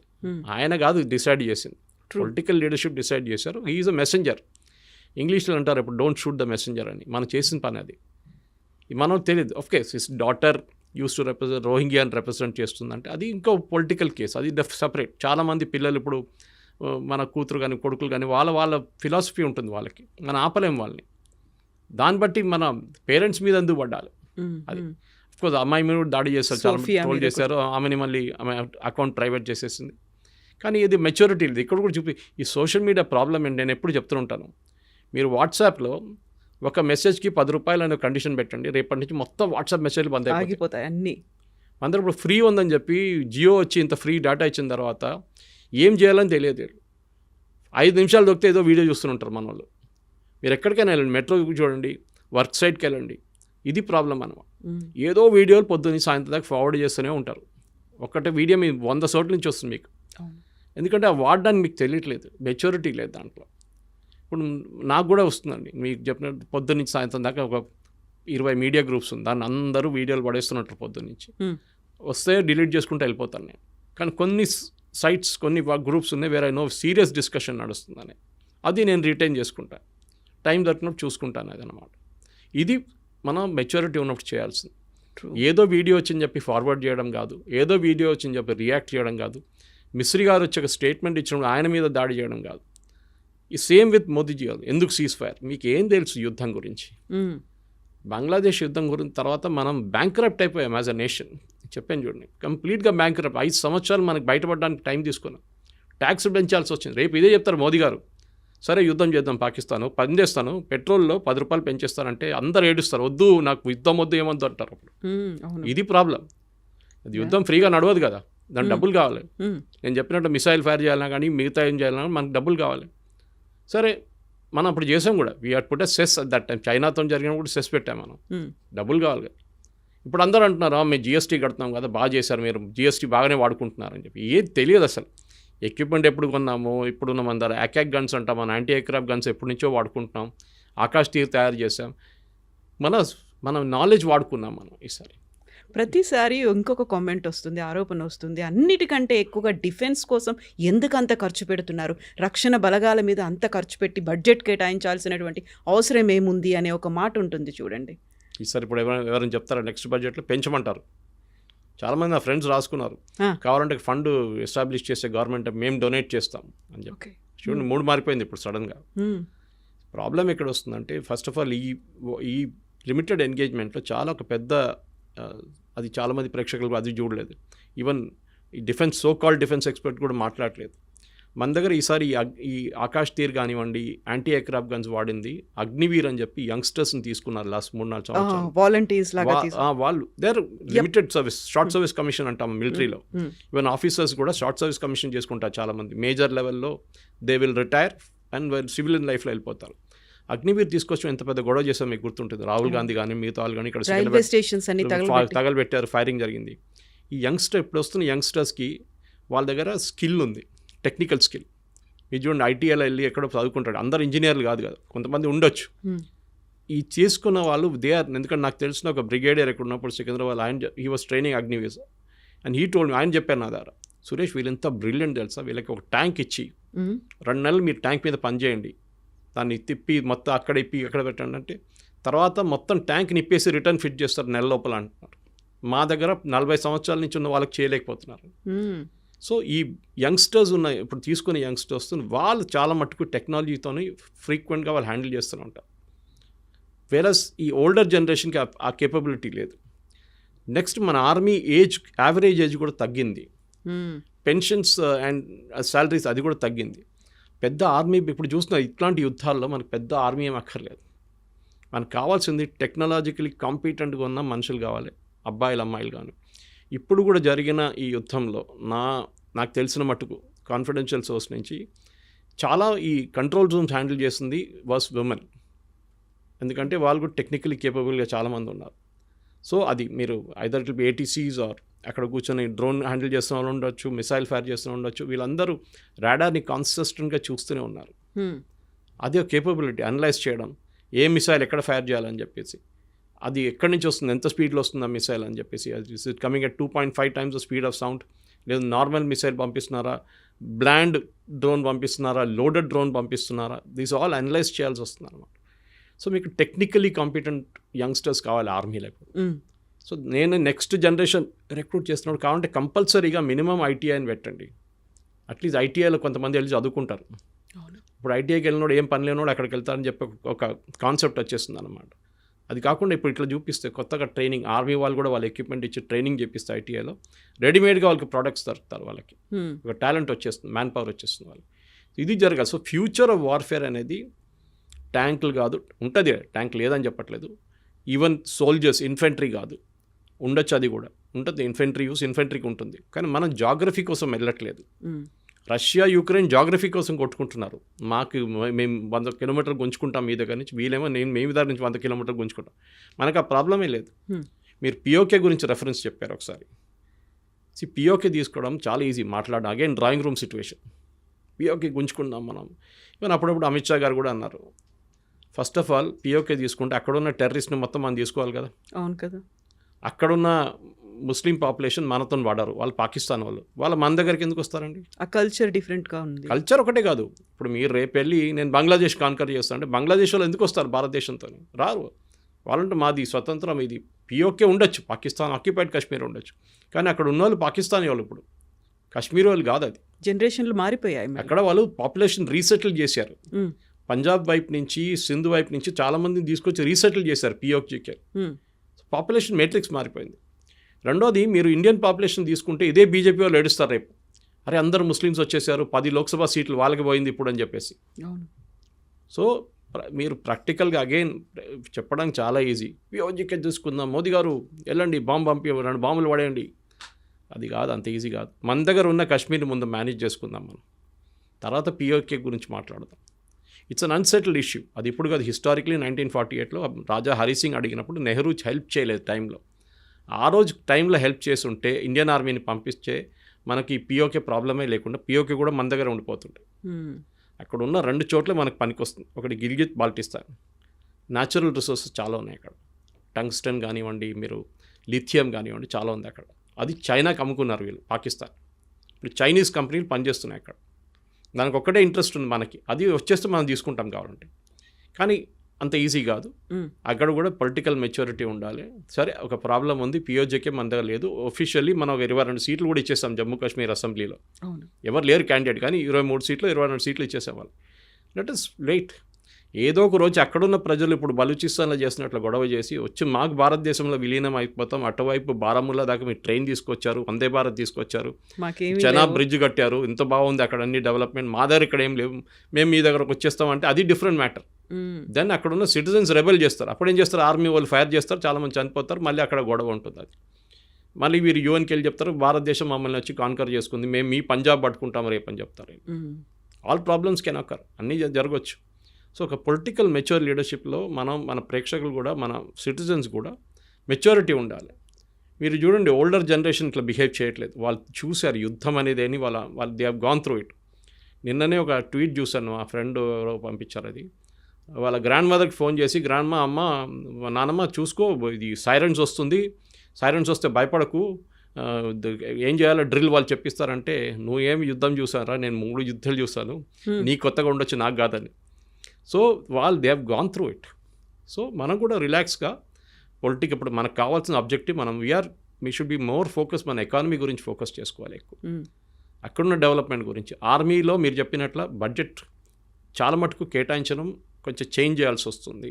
ఇక్కడికి టెక్నాలజీ మీద, ఆయుధాలు కొనడం ఒక్కటే కాదు, టెక్నాలజీ మీద, లేటెస్ట్ ఇండిజీనియస్ టెక్నాలజీ. ఇక్కడ హైదరాబాద్లో ఉన్న కంపెనీ ఒక మిసైల్లో అక్కడ వెళ్ళి పడినప్పుడు మీరు చూస్తుంటారు, అనంత్ టెక్నాలజీస్ అని, వాళ్ళ ఈమెయిల్ ఐడి కూడా ఉండేది, అది పాకిస్తాన్లో చూపిస్తున్నారు. అక్కడ దాకా వెళ్ళి కొట్టామన్నమాట. సో మన దగ్గర ఉన్న చాలా ప్రైవేట్ సెక్టర్ కంపెనీస్ ఉన్నాయి. బెంగళూరులో కంపెనీ ఆ డ్రోన్స్ అని తయారు చేస్తుంది వాళ్ళే, suicide drones. So private sector చాలా మటుకు ఈ ఫీల్డ్లో వస్తున్నారు. హెచ్ఏఎల్, బిఈఎల్ ఒకటి కాదు, ఇస్రో కాదు, వీళ్ళు కూడా వస్తున్నారు. సో వాళ్ళని కూడా తీసుకొని మన నెక్స్ట్ జనరేషన్ని ఒక స్మార్ట్ వార్ఫేర్ సిస్టమ్ తయారు చేయడానికి మనం ఉపయోగించుకోవాలన్నమాట. ఏదో ఇంజనీరింగ్ చేయడం కాదు, దిస్ షుడ్ బి ఏదో దేశానికి పనికి రావాలి, అది చాలా ఇంపార్టెంట్. సో బయలాటరల్ రిలేషన్స్కి సంబంధించి చూస్తే ఇప్పుడు ఒక పాజ్ చేశాము అంటే వెనకాల ట్రంప్ ఉన్నారు, అమెరికా ఒత్తిళ్లకు తలొగ్గాము అనేది ఒకదాంతో పాటుగా ఇక్కడ ఉన్నటువంటి టర్కీ, అజర్బైజాన్ పాకిస్తాన్కి హెల్ప్ చేస్తున్నాయి కాబట్టి వాళ్ళతో అన్నిటినీ మనం స్టాప్ చేసుకున్నాము అనేది. బయలాటరల్ రిలేషన్స్ని ఎలా మెయింటైన్ చేస్తున్నాం మనం ఫర్దర్గా? మనకి ఇదే కాదు, భవిష్యత్తులో కూడా ఈ దేశాల అవసరం ఎప్పుడో ఒకసారి పడుతూ ఉంటుంది కదా. వాడితో విన్ విన్ సిచ్యువేషన్ అంటే ఎలా ఉండాలంటారు? టర్కీ ప్రాబ్లం ఇప్పుడు కాదు, చాలా పాత ప్రాబ్లం. టర్కీ వాళ్ళది ఒక కాన్సెప్ట్ ఏంటంటే, వాళ్ళు క్యాలిఫేట్ వాళ్ళే అంటున్నారు, అంటే ముస్లిం వరల్డ్ లీడర్షిప్ వాళ్ళు సౌదీ అరేబియా కాదని చెప్పి. ఇప్పుడు కాదు, అది ఒటమన్ ఎంపైర్ పడ్డప్పటి నుంచి ఉన్నది. ఒటమన్ ఎంపైర్ పడడానికి, హైఫా కాంకరింగ్కి భారతదేశానికి ఒక కనెక్షన్ ఉంది. Indian army soldiers, British Indian army సోల్జర్సే చేశారనమాట అప్పుడు వెళ్ళి అక్కడ. ఇప్పుడున్న ఎర్దోగాన్ కాన్సెప్ట్ ఏంటంటే మళ్ళీ మేము లీడర్షిప్ అజ్యూమ్ చేసుకోవాలి, ఇస్లామిక్ వరల్డ్ మా చేతిలో ఉండాలి. సౌదీ అరేబియా ఇప్పుడు యూఎస్తో మాట్లాడుకుని చూడండి, వాళ్ళు అక్కడ డీల్ చేసుకుంటున్నారు వాళ్ళు. సో వీళ్ళు మెయిన్ థింగ్ వాళ్ళు ఏంటంటే ఇప్పుడు మనం టర్కీకి పొలిటికల్ ప్రాబ్లం, వాళ్ళకి ఇస్లామిక్ వరల్డ్ లీడర్షిప్ కావాలన్నమాట. మీరు మాట్లాడే అజర్బైజాన్ అది ఇంకో ప్రాబ్లం, వాళ్ళు ముస్లామిక్ కంట్రీ, అటువైపు అర్మీనియా ఉంది క్రిస్టియన్ కంట్రీ. టెక్నికలీ మనం వాళ్ళని హెల్ప్ చేస్తున్నాం, మనం వాళ్ళకి డిఫెన్స్ ఎక్విప్మెంట్ పంపిస్తున్నాం, మనం వాళ్ళకి ట్రైనింగ్ ఇస్తున్నాం. తో అజర్బైజాన్కి పడట్లేదు. సో న్యాచురల్లీ వాళ్ళు పాకిస్తాన్ వైపు వెళ్ళిపోతున్నారు. వాళ్ళు పెద్ద గొడవ ఏం చేయలేరు, వాళ్ళ దగ్గర ఎక్కువ డిఫెన్స్ ఏం లేదు వాళ్ళ దగ్గర. వాళ్ళు పాత Soviet union, part of Soviet union breakup అయినప్పుడు వాళ్ళు సపరేట్గా వెళ్ళిపోయారు. కజాకిస్తాన్ కానివ్వండి, అర్మీనియా కానివ్వండి, యుక్రెయిన్ కానీ వీళ్ళందరూ. సో మనకి మెయిన్ వరీ టర్కీ ఉండాలి, కానీ టర్కీకి పొలిటికల్ లీడర్షిప్ మీద కొట్టుకుంటున్నారు. బట్ వాళ్ళ మ్యానుఫ్యాక్చరింగ్ బేస్ చాలా స్ట్రాంగ్. వాళ్ళు డ్రోన్ తయారు చేస్తారు, హమాస్ వాళ్ళకి సప్లై చేస్తారు, యుక్రెయిన్ సప్లై చేస్తారు చాలా మటుకు. సో మనకి పాకిస్తాన్కి ఇచ్చినప్పుడు కూడా మనం చూసే ఈసారి పనికిరాలేదు, వాళ్ళు డ్రోన్లు ఏం పనికిరాలేదు, మనం కొట్టిపడేసాం మొత్తం అన్ని. So we need not worry. నడవేనండి, మనం ఎకనామిక్ బాయ్కాట్ ఇప్పుడు చేస్తున్నాం, ట్రావెల్ టూరిజం బంద్ చేసేస్తున్నాం, అదని చేస్తున్నాం. That is very useful. Universities tie up బంద్ చేసేస్తున్నాము. అది కాకుండా మెజగాన్ డాక్లో పెద్ద ఒక సబ్మెరీన్ మ్యానుఫ్యాక్చరింగ్ టర్కీతో పెట్టుకుని అది క్యాన్సిల్ చేయబోతున్నాం. వాళ్ళ ఎయిర్లైన్ హ్యాండ్లింగ్ సిస్టమ్ చూసాం మనం, గ్రౌండ్ హ్యాండ్లింగ్ అది కూడా క్యాన్సిల్ చేసేసాం. సో టర్కీకి ఎక్కడో ఒకటి పడుతుంది ఇది, ఎందుకంటే పాకిస్తాన్ నుంచి వాళ్ళకి డబ్బులు ఏమి రావు, పాకిస్తాన్కి డబ్బులు ఇవ్వాల్సి వస్తుంది వాళ్ళు, ఎందుకంటే పాకిస్తాన్ దగ్గర ఏం లేవు డబ్బులు.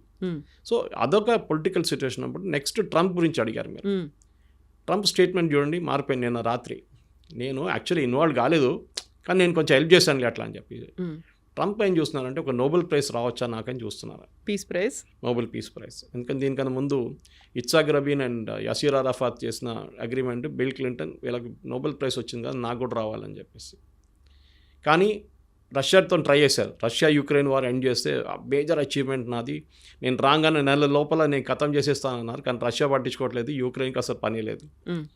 ఇక్కడ భారతదేశం పాకిస్తాన్ వచ్చినప్పుడు చిన్న ఒక ఆపర్చునిటీ దొరికింది కదా, ఇది తీసుకుందాం అని చెప్పి హైజాక్ చేశారు దాన్ని. కానీ మళ్ళీ భారతదేశం డినై చేశారు, మనం డినై చేసాం. ఏం ట్రంప్ అసలు ఇన్వాల్వ్డే లేరు దీంట్లో, మార్కో రూబియో మాట్లాడే, ట్రంప్ ఎక్కడ రోల్లే లేరు. నిన్న ఆయన స్టేట్మెంట్ మార్చేశారు, నేను సరే కరెక్టే ఇన్వాల్వ్ కాలేదు, కానీ నేను హెల్ప్ చేశాను కదా అంటున్నా. ట్రేడ్ గురించి అన్నారు, దట్ నేను ఇది చేయకపోతే ట్రేడ్ బంద్ చేస్తాను అంటున్నాడు. ఇప్పుడు అంటున్నారు అట్లా నేనేం చెప్పలేదు, వీ షుడ్ ట్రేడ్ అన్నారు అంతే. భారతదేశాన్ని ట్రంప్ కాదు ఎవరైనా ఇగ్నోర్ చేయలేరు, అంత పెద్ద మార్కెట్ మన మార్కెట్. నిన్న కూడా వెన్ ఈ మేడ్ అ స్టేట్మెంట్, టిమ్ కుక్కి చెప్పారంట, యాపిల్ది మ్యానుఫ్యాక్చరింగ్ ఫెసిలిటీ ఇక్కడ పెట్టుకోకండి, ఆల్రెడీ ఉంది కదా, కొత్తదేం కాదు, చైనాని షిఫ్ట్ చేస్తున్నా ఇక్కడ తీసుకొస్తున్నారు. మనకి ఆల్రెడీ యాపిల్ మ్యానుఫ్యాక్చరింగ్ ఫెసిలిటీ ఇండియాలో ఉంది. ఈ శాంక్షన్స్ రెజ్యూమ్ వచ్చినప్పుడు 5 plane load full Apple iPhones మనం యూఎస్ పంపించాం ఇక్కడ నుంచి. సో అప్పుడు దాంట్లో ఒక స్టేట్మెంట్ అన్నారు, పోషన్ స్టాండ్ ఒక లైన్ ఏంటంటే, India can take care of itself. చూడండి, అమెరికన్ ప్రెసిడెంట్ అన్న, మీరేం వాళ్ళకి వెళ్ళి టెక్నాలజీ ఇవ్వక్కర్లేదు, వాళ్ళు తయారు చేసిన వాళ్ళే తయారు చేసుకుంటే వాళ్ళకి కేపబిలిటీ ఉందని చెప్పి. So that is a positive statement. కానీ మన వాళ్ళ చూడు ట్రంప్ వచ్చి చేశారని చెప్పి అక్కడ కాంగ్రెస్ వాళ్ళు గొడవ చేస్తున్నారు. ఇప్పుడు అంటున్నా ట్రంప్ అంటున్నా నేనేం చేయలేదు అంట. ఇప్పుడు ఏం చెప్తారండి? ఇప్పుడు will you now say that no Trump agree చెప్పిందే కరెక్ట్ అని? ఆయన పబ్లిసిటీ కోసం చెప్తారు. ఆయనకు మన అందరికి తెలుసు, ఇవాళ చెప్పింది రేపు మార్చేస్తాడు స్టేట్మెంట్. ఫర్ పొలిటికల్ డొమెస్టిక్ కానివ్వండి, ఇంటర్నేషనల్ కానివ్వండి, ఆయనకేం లేదు. ఇప్పుడు ఏం కావాలంటే బేసికలీ ఇంకా 3.5 సంవత్సరాలు ఉంది, దాని తర్వాత ఈ కెనాట్ బి బ్యాక్. అమెరికాని I want make America great again. అమెరికాలో మ్యానుఫ్యాక్చరింగ్ అందరిని తీసుకొస్తాను. అమెరికాలో ఇవాళ ప్లాంట్ మొదలు పెడితే మీకు 3 సంవత్సరాలు పెడుతుంది ప్లాంట్ రెడీ కావడానికి. అప్పుడు కొత్త ప్రెసిడెంట్ వచ్చేస్తారు అప్పుడు. సో ట్రంప్ని పక్కన పెడతాం, is not involved in this, అందరికి తెలిసిపోయింది. కానీ మన ఏంటంటే మన దేశంలోనే పాకిస్తాన్ నవ్వుతున్నారు మన మీద, రాహుల్ గాంధీ వీడియోలు పెట్టి, సిద్ధరామయ్య వీడియోలు పెట్టి, మనం ఇంటర్నల్లీ మనం కొట్టుకుంటున్నాం. ఇది మన ఇప్పుడు కాదు, చాలా సంవత్సరాల నుంచి, సెంచరీస్ నుంచి ప్రాబ్లం. మన దగ్గర మొంగల్స్ వచ్చారు, ఆఫ్ఘాన్స్ వచ్చారు, మొఘల్స్ వచ్చారు, బ్రిటిష్ వచ్చారు, పోర్చుగీస్, వీళ్ళందరూ వచ్చి ఇక్కడ పరిపాలించారు. వాళ్ళు ఎందుకు చేశారంటే మన వాళ్ళు యునైటెడ్ కలిగారు ఇక్కడ. మనం ఎప్పుడు కొట్టుకుంటాం, మనమే కొట్టుకుంటాం, రాజులు కొట్టుకుంటారు, బయట వాడు వచ్చి కూర్చున్నాడు ఇక్కడ. సో ఈ పరిస్థితుల్లో we should take care of our self, అంతే. యునైటెడ్గా ఉండాలి. కానీ మన దేశంలో డెమోక్రసీ కొంచెం ఎక్కువ అయిపోయింది. అప్పుడప్పుడు నాకు అనిపిస్తుంది ఏదో ఒక డిక్టేటర్షిప్ ఉంటే బాగుంటుంది. డిక్టేటర్షిప్ ఉండాల్సిందే. ఇందిరాగాంధీ గారు చూసుంటారు, ఒక టైంలో షీ వాజ్ అ డిక్టేటర్, కానీ అప్పుడు పనిచేస్తున్న ట్రైన్లని టైంకి వస్తుండే, అన్నీ చేస్తుండే అప్పుడు ఆ టైం ఎమర్జెన్సీలు. But that is not ideal situation. కానీ పొలిటికల్ అగైన్ రాహుల్ గాంధీ లాంటి వాళ్ళకి పొలిటికల్ మెచ్యూరిటీ లేదు. ఖర్గే గారు ఏం మాట్లాడుతున్నా ఆయనకే తెలియదు. యూపీలో ములాయం సింగ్ మన అఖిలేష్ యాదవ్ ఏం మాట్లాడుతున్నా ఆయనకు తెలియదు. నేనేదో చెప్పారు, ఎయిర్ మార్షల్ భారతి గురించి స్టేట్మెంట్ ఇచ్చారు, ఆయన బ్రాహ్మణ్ అని చెప్పి. తర్వాత చూస్తే ఆయన is a Yadav. So these people have absolute caste base కొట్టుకుంటున్నారు, ప్రైవేట్ సెక్టర్ రిజర్వేషన్స్ అంటున్నారు. సో మనం బయట ఈ should not become a laughing stock అంటాం ఇంగ్లీష్లో. బయట వాళ్ళు మన మీద నవ్వకూడదు, ఏంట్రా వీళ్ళు ఇట్లా మాట్లాడుకుంటున్నారు. ఇజ్రాయెల్ చూడండి, వాళ్ళ మీద ఇంత పెద్ద అక్టోబర్ 7th అటాక్ జరిగిన తర్వాత కూడా వాళ్ళ మీద ఇంటెలిజెన్స్ ఫెయిలియర్ అది ఇదేం మాట్లాడలేదు. తర్వాత చూసుకుందాం అదంతా. ముందు హమాస్ని ఖతం చేద్దాం. హెజ్బుల్లాని ఫినిష్ చేసేస్తారు, ఇక్కడ హమాస్ని ఫినిష్ చేసి, that is the first priority. Opposition leader క్యాబినెట్లో కూర్చున్నారు, ఇక్కడేమో నాకు పార్లమెంట్ సెషన్ కావాలంటున్నారు. మోదీ గారు వచ్చి స్టేట్మెంట్ ఇస్తే ఏమైనా అయిపోతుంది, అక్కడ అన్నీ అయిపోతుంది, అన్ని ప్రాబ్లమ్స్ సార్ట్ అవుట్ అయిపోతుంది. రైట్ నౌ మనం అలర్ట్లో ఉన్నాం, వాళ్ళు ఎప్పుడైనా రిటర్న్ దాడి చేయవచ్చు, ఇంకో టెర్రరిస్ట్ అటాక్ జరగవచ్చు. లెట్ us బీ కేర్ఫుల్, యునైటెడ్గా ఉండాలి. కానీ భారతదేశంలో యునైటెడ్గా ఉన్నది ఒక కాన్సెప్ట్ బహుశా ఇప్పుడు రాదు. We will never be united. మనం ఎప్పుడు డివైడ్ అయి ఉంటాం, అది క్యాస్ట్ బేసిస్ ఉండొచ్చు, రిలీజియన్ బేస్ ఏదైనా ఉండొచ్చు. సో ఇట్స్ అ ట్రాజడీ, కానీ ఏం చేయలేము అది. But at the same time ఒక 60% నుంచి 60% మంది ఆర్ మెచ్యూర్ ఇనఫ్, వాళ్ళు పొలిటికలీ మెచ్యూర్ ఉన్నారు. దానికోసం మీరు చూసుంటారు మోదీ గారిని 3 సార్లు గెలిపించారు. ఆ 33%, 34% population, they are good enough. వాళ్ళు కొంచెం మెచ్యూర్గా ఉన్నారు. వాళ్ళు ఉంటే భారతదేశం ఇంకా సేఫ్ హ్యాండ్స్లోనే ఉంటున్నారు. స్పైయింగ్ అనేది చాలా పాత గేమ్ అండి. అది పాత టైంలో ఎట్లా ఉండంటే మోర్స్ కోడ్ క్రాక్ చేయడము, ఫిజికల్ స్పైయింగ్ చేయడం, అంటే ఒక మనిషి ఒక ప్లేస్ నుంచి ఇంకో ప్లేస్ వెళ్తున్నాం, వాళ్ళ వెంట ఒక కార్లోనో బైక్లోనో దూరి కనిపెట్టడం. మూడోది రికార్డింగ్ చేయడం. ఆ టైంలో మొబైల్ ఫోన్ లేకుండే, కానీ సపోజ్ ఒక రష్యన్ డిప్లొమాట్ వచ్చి ఒక హోటల్లో ఉన్నారంటే వచ్చే ముందే హోటల్లో వాళ్ళు ఏదో బగ్గింగ్ డివైస్ పెట్టేస్తారు, దాని నుంచి ఆయన ఏం మాట్లాడుతున్నారు మొత్తం తెలిసిపోతుంది. ఇంకా ఫిజికల్ స్పైయింగ్ ఉంటుంది, దట్ ఈస్ ఒక దేశం కోసం ఇంకో దేశం స్పై చేస్తుంది. మనం రష్యన్స్ వైపు చూసాం, అమెరికన్స్ వైపు చూసాం, ఈవెన్ ఇజ్రాయలీ వైపు నుంచి చూసాం మనం చాలా మాట. స్పైయింగ్ అనేది చాలా మాతహారి నుంచి ఇట్స్ అ బిగ్ గేమ్ అన్నమాట స్పైయింగ్ది. ఇప్పుడు ఏమైపోయిందంటే ఇప్పుడు ఒక దాని రీజన్ మారిపోయింది. స్పైయింగ్కి రీజన్ ఉంటుంది. ఫస్ట్ ఒక దేశం కోసం చేస్తాం, ఒకసారి ఆ దేశం నాకు చాలా ఇష్టం అంటే వాళ్ళ కోసం చేస్తాం, లేకుంటే డబ్బులతో చేస్తాం, మనీ ఎవరైనా డబ్బులు ఇచ్చారు డబ్బులు పట్టి చేస్తాం. కానీ ఇప్పుడు జరుగుతుంది ఏంటంటే కాంబినేషన్ ఆఫ్ డబ్బులు plus recognition plus blackmail. Exactly sir. So Jyoti Malhotra case తీసుకుందాం. దట్ ఆమె ఏం చేస్తుందంటే పాకిస్తాన్ ఎంబసీతో టైఅప్లో ఉండే, అంటే ఇప్పుడు వీళ్ళు ఏం చేస్తారంటే వీళ్ళు చూస్తారు చాలా పాపులర్ ఉన్న జర్నలిస్ట్ని ఐడెంటిఫై చేస్తారు. ఇక్కడ కూడా చూడండి, హైదరాబాద్లో కూడా ఇరానియన్ కన్సులేట్ ఉంది, అమెరికన్ కన్సులేట్ ఉంది, బ్రిటిష్ కన్సులేట్ ఉంది, ఇంకా చాలా ఉన్నాయి అట్లాంటి చిన్న చిన్న కన్సులేట్స్. కానీ ఈ British and American the biggest, America is the biggest అన్నమాట. వాళ్ళు ఏం చేస్తారంటే ఒక సెట్ ఆఫ్ న్యూస్ వాళ్ళని కల్టివేట్ చేస్తారు. మన కన్సులేట్ గురించి మాట్లాడుతున్నాం, ఎంబసీ ఢిల్లీ ఇంకో స్టోరీ అది. వాళ్ళు ఏం చేస్తారంటే వీళ్ళని ఒక తప్పు తీసుకొచ్చి డెఫినెట్గా వాళ్ళ అమెరికన్ డే అని చెప్పి వీళ్ళు పిలిపిస్తారు, పెద్ద డిన్నర్ పెడతారు, అందరి రికగ్నిషన్, వాళ్ళ కమిషనర్, వాళ్ళ ట్రేడ్ కమిషనర్స్ కానివ్వండి, అంబాసిడర్, వాళ్ళందరి కార్డ్స్ ఎక్స్చేంజ్ చేస్తారు. దాని తర్వాత నెక్స్ట్ స్టెప్ ఏం చేస్తారు, వీళ్ళకి అమెరికాకి ఇన్వైట్ చేస్తారు వీళ్ళని. నేను అమెరికాని ఎగ్జాంపుల్ తీసుకుంటాను, it can be any country. Okay, మీరు మా దేశానికి రండి, వీ హ్యావ్ 10 day లాంగ్ ఒక ఎక్స్పోజర్ టూర్. మా దగ్గర ఉన్న నాసాకి తీసుకెళ్తాం, మా దగ్గర ఉన్న ఏదైనా టెస్ట్ లాగా తీసుకెళ్తాం, ఇట్లాంటి అమెరికాని షోకేస్ చేయడానికి చేస్తా అని చెప్తారు. సో వీళ్ళు వాళ్ళతోని టైఅప్ అయిపోతారు. ఒకసారి అక్కడ వెళ్ళిన తర్వాత వాళ్ళని కంప్లీట్ స్టే కానివ్వండి, వాళ్ళ ఫుడ్ కానివ్వండి, వాళ్ళ డ్రింక్స్ కానివ్వండి, అన్నీ వాళ్ళు చూసుకుంటారు కంప్లీట్. దాని తర్వాత గిఫ్ట్ అదేని ఇస్తారు. సో ఏమైపోయింది, మీరు వాళ్ళు బ్రాకెట్లో వచ్చేసారు సడన్గా. నెక్స్ట్ టైం వాళ్ళు ఒక ఆర్టికల్ ఉందండి, ఇట్లా ఒక జర్మన్ కంపెనీ ఇండియాలో వచ్చి ఇన్వెస్ట్ చేస్తున్నారంట, మా దగ్గర అమెరికాలో దానికన్నా బెటర్ ప్రోడక్ట్ ఉంది ఒకటి, మీరు ఒక నెగటివ్ స్టోరీ రాస్తారా అని అడుగుతారు. సో వీళ్ళేం చేస్తున్నారు, నెగటివ్ స్టోరీ. నిన్ననే పాకిస్తాన్ ఒక ఫారిన్ మినిస్టర్ చెప్పారు, ఆయన former foreign minister, I won't take the name of the journalist, but she is a very popular journalist. ఇప్పుడు కూడా she is very aged now, journalist అని చెప్పుకుంటుంది. She is a socialist more. Times of ఇండియాలో కూడా రాస్తుంది Sunday రోజు ఒక కాలర్. ఆమె దగ్గర he asked to write an article favouring Pakistan foreign policy and she obliged అని చెప్పి ఆయన స్టేట్మెంట్ ఇచ్చారు మొన్న.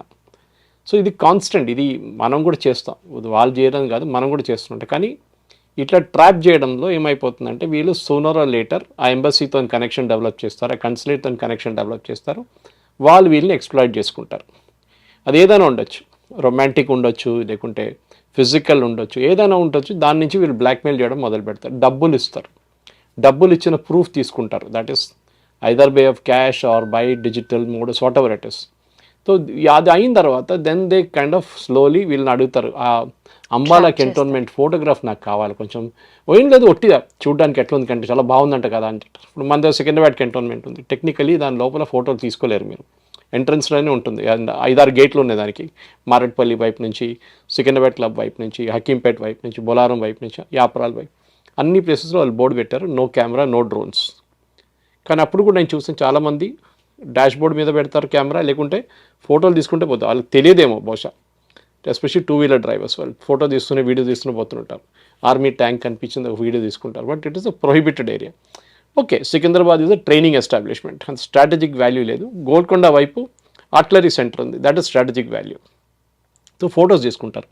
అది కాకుండా ఇప్పుడు మీరు గోల్కొండ ఫోర్ట్ పైకి వెళ్తే అక్కడి నుంచి మీరు కంప్లీట్ ఆర్టిలరీ సెంటర్ ఫోటో తీసుకోవచ్చు, that's a highly risky thing, కానీ ఏం చేయలేము అది, ఎందుకంటే అట్లా పొజిషన్లో ఉందన్నమాట గోల్కొండ ఫోర్ట్ పైన ఉన్నది. అట్లా మీరు రేపు ఇది Kalpakkam nuclear plant, nuclear fuel complex, Hakimpet air Force base, Begumpet air force station, Dundigal air Force base, ఈ 2 ట్రైనింగే, నో ప్రాబ్లం. అంటే Dundigal and Hakimpet training bases, ఒకటి ఫిక్స్డ్ వింగ్ ఎయిర్క్రాఫ్ట్, ఒకటి హెలికాప్టర్ మన హకీంపేట వైపు ఉన్నది.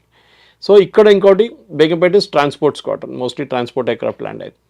కానీ వాళ్ళకు ఎన్ని ఎయిర్క్రాఫ్ట్ ల్యాండ్ అవుతుంది, ఎవరు వచ్చి ల్యాండ్ అవుతున్నారు, ఎవరిని తీసుకొస్తున్నారు, ఏమైనా ఎక్విప్మెంట్ అన్లోడ్ చేస్తున్నారు అంటే ఇప్పుడు ఓల్డ్ ఎయిర్పోర్ట్ రోడ్ వైపు వెళ్ళి అక్కడి నుంచి ఫోటోలు తీసుకోవచ్చు, ఇవన్నీ చేస్తారు వీళ్ళు. సో మీరు Jyoti is only one example.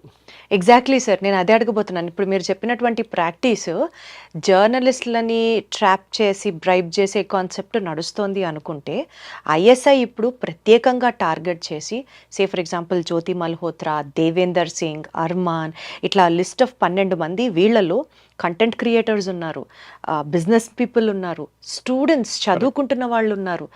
ISI is mainly focusing on these kind of people.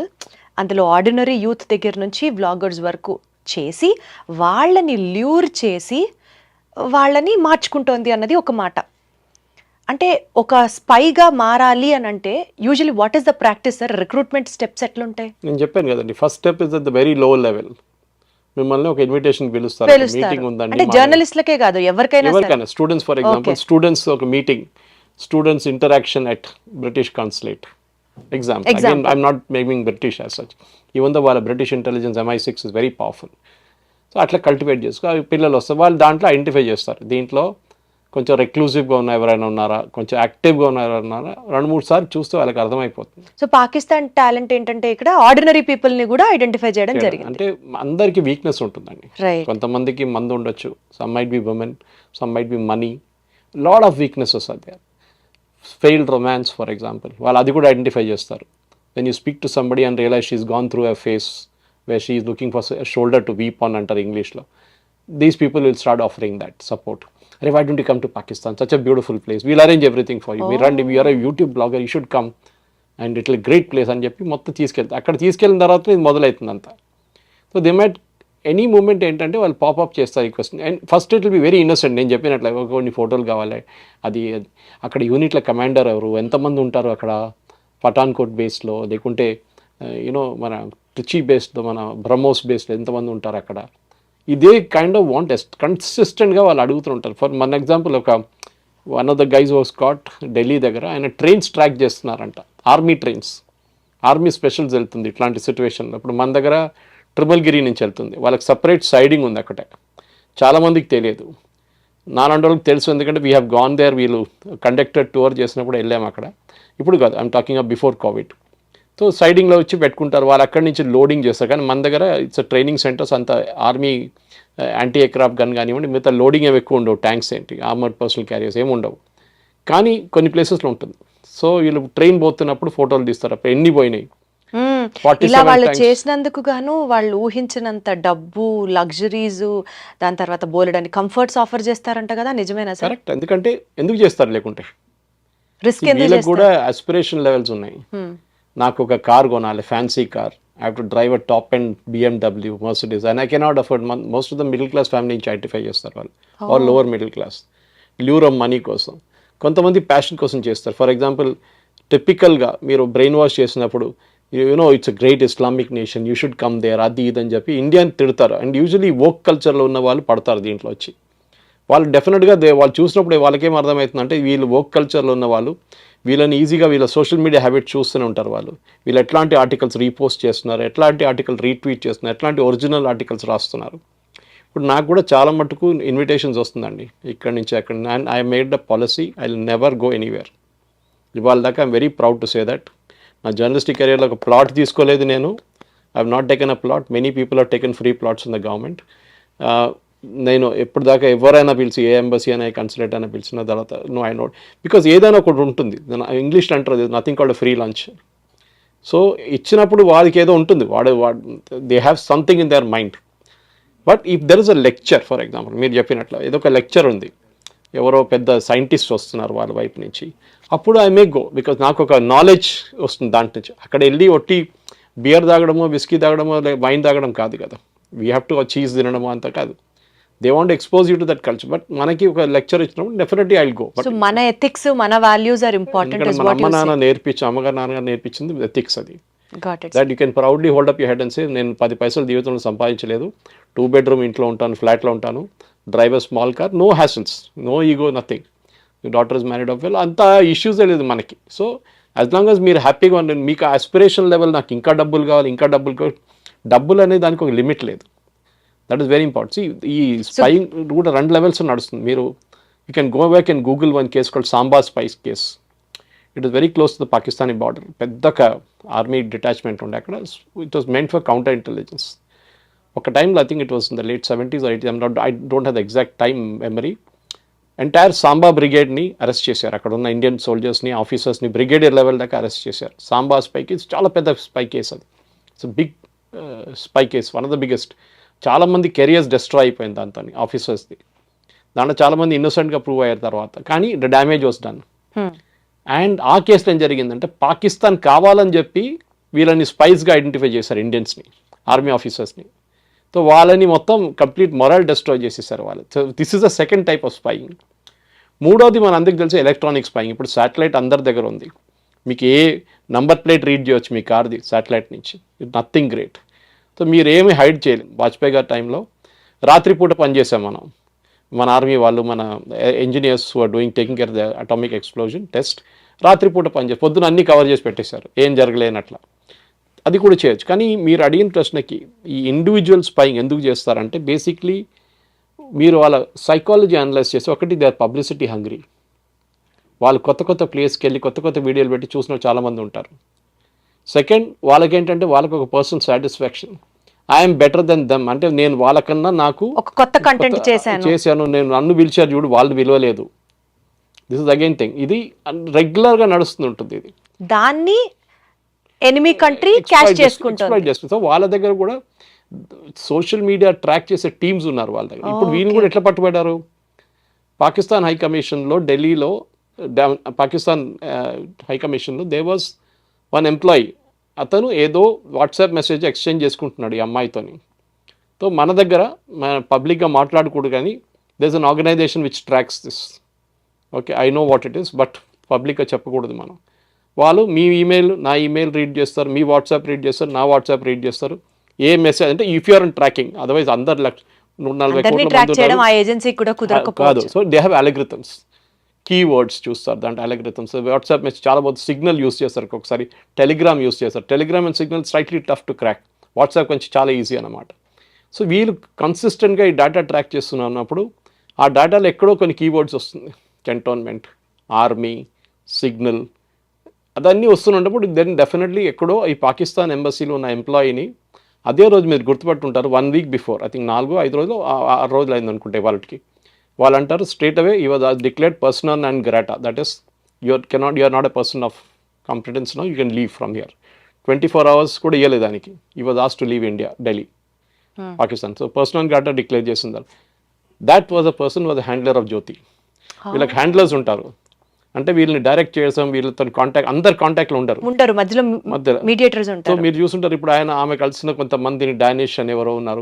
These are all people who are kind of there. అనుకుంటే దిస్ క్యారెక్టర్స్ ఆర్ కన్సిస్టెంట్. ఇప్పుడు నిన్ననే ఒక మహిళ భారతదేశం మన ఎంబసీలో పనిచేసింది, పాకిస్తాన్లో పనిచేసిన one lady was arrested yesterday by our intelligence agencies. And ఆమె అడిగిన ప్రశ్న చాలా క్రూషియల్.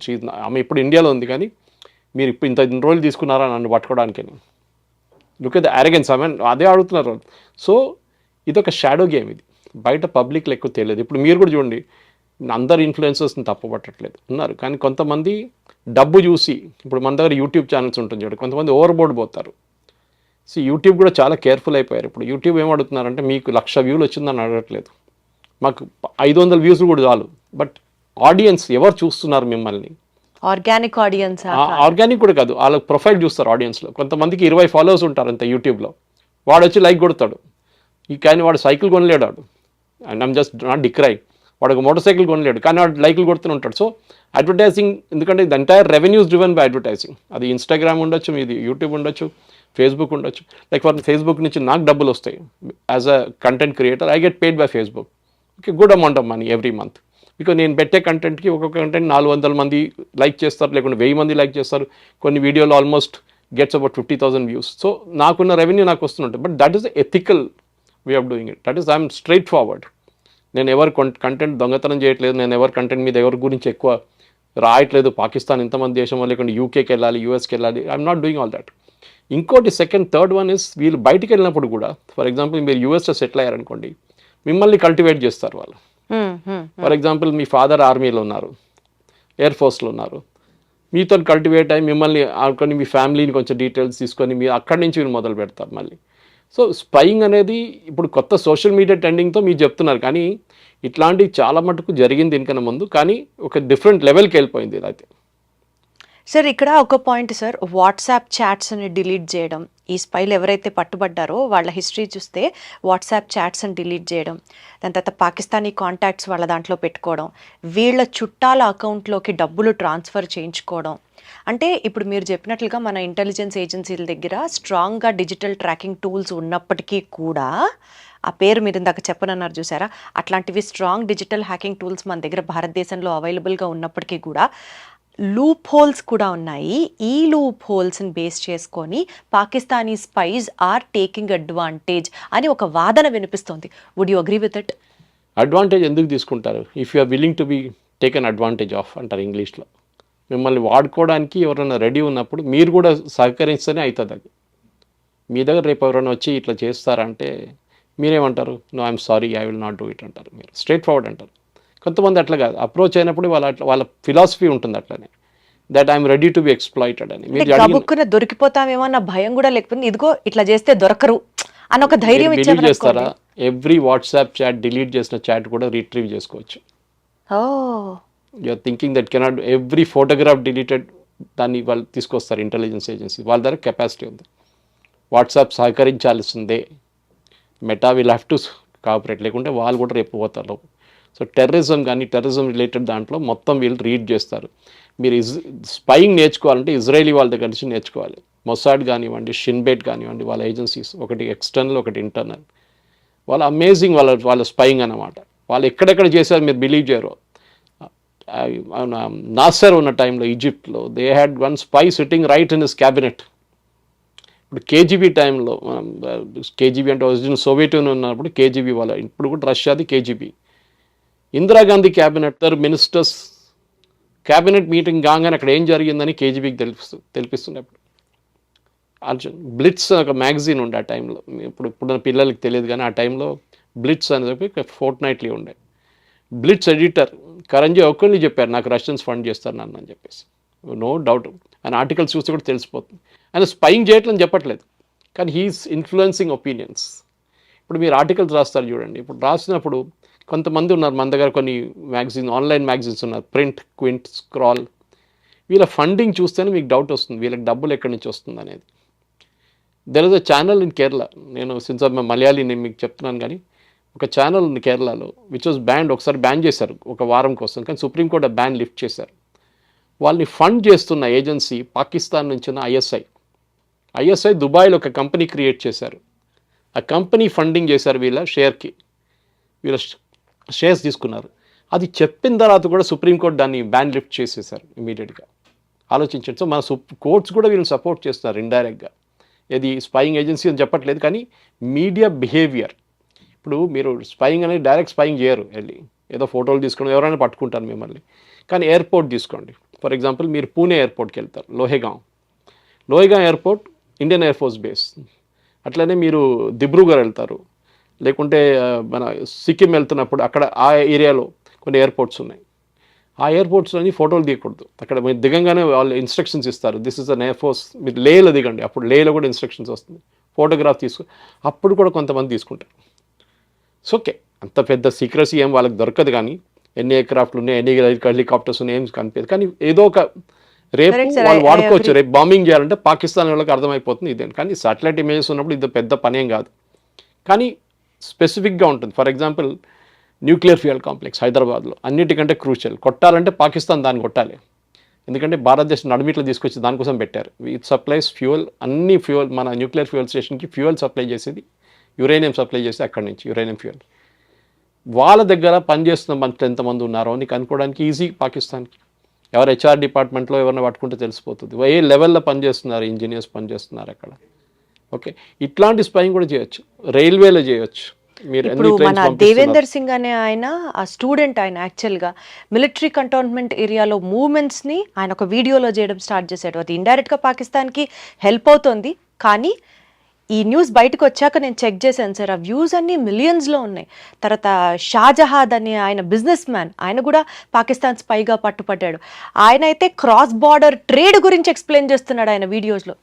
ఇండైరెక్ట్గా వీళ్ళు ఇచ్చే కంటెంట్ పాకిస్తాన్ కన్జ్యూమ్ చేస్తోంది అనేది పక్కన పెడితే, ఇలాంటి వీడియోస్ని చూసి ఎంకరేజ్ చేస్తున్న మన సొసైటీకి సంబంధించి కూడా మనం పాఠం నేర్చుకోవాల్సిన టైం వచ్చినట్లే కదా సార్. మన ఇంటర్నల్ వీక్నెస్ని వాళ్ళు క్యాష్ చేసుకుంటున్నారనే కదా. అది చెప్తాను. సో మనకు మీరు చెప్పేది చూడండి, మిలియన్స్ ఆఫ్ వ్యూస్, ఇది ఒక క్యాచ్ అన్నమాట. Exactly.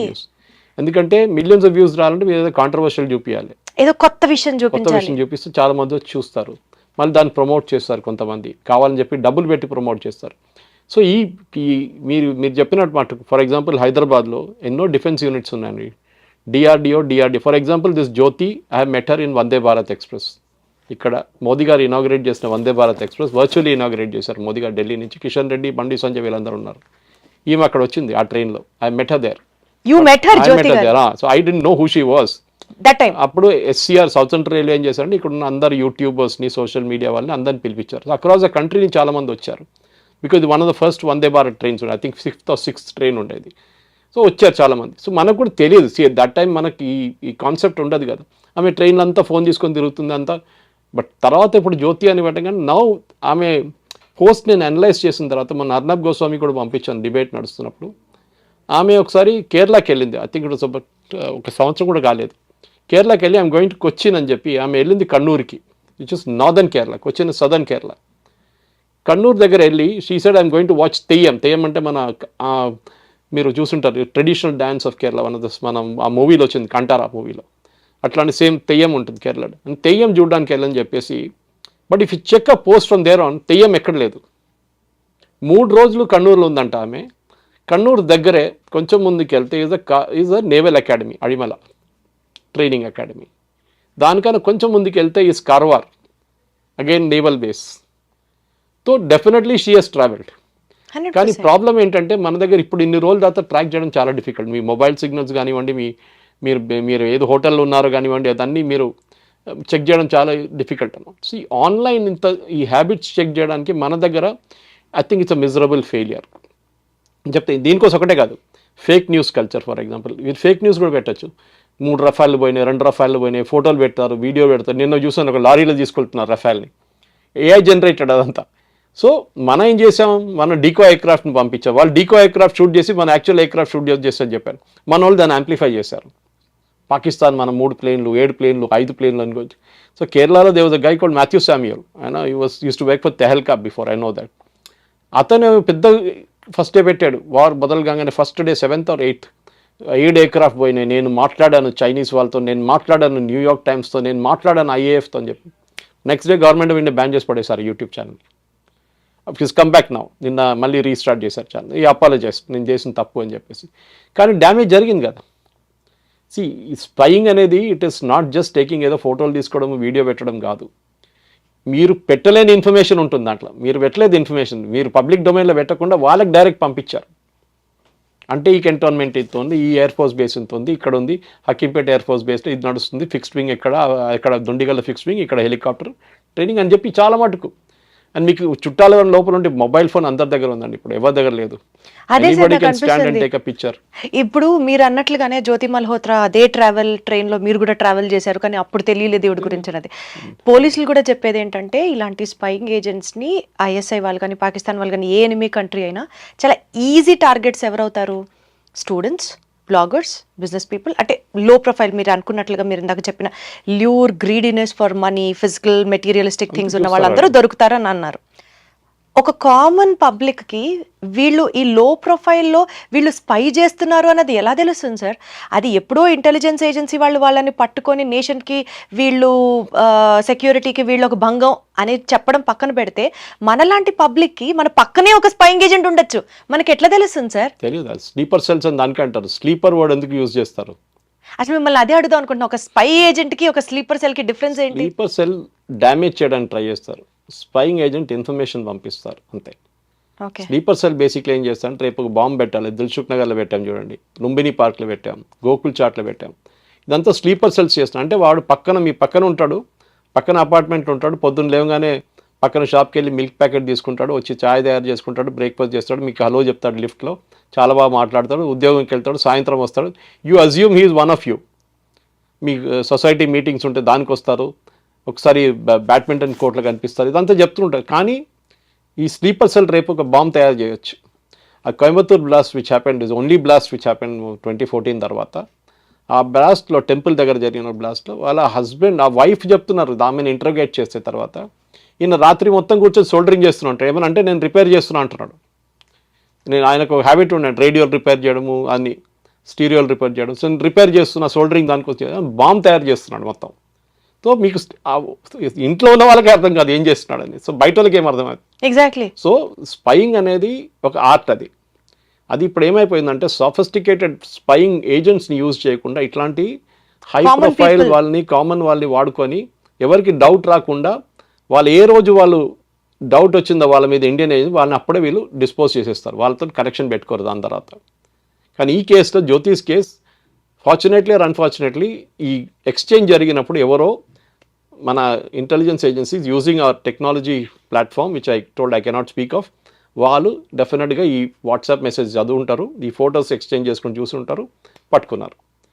That is same day she was also arrested next day. So obviously వాళ్ళకి తెలిసిపోయింది. అక్కడి నుంచి మళ్ళీ లింక్ ఈజీగా వచ్చేస్తుంది మీకు.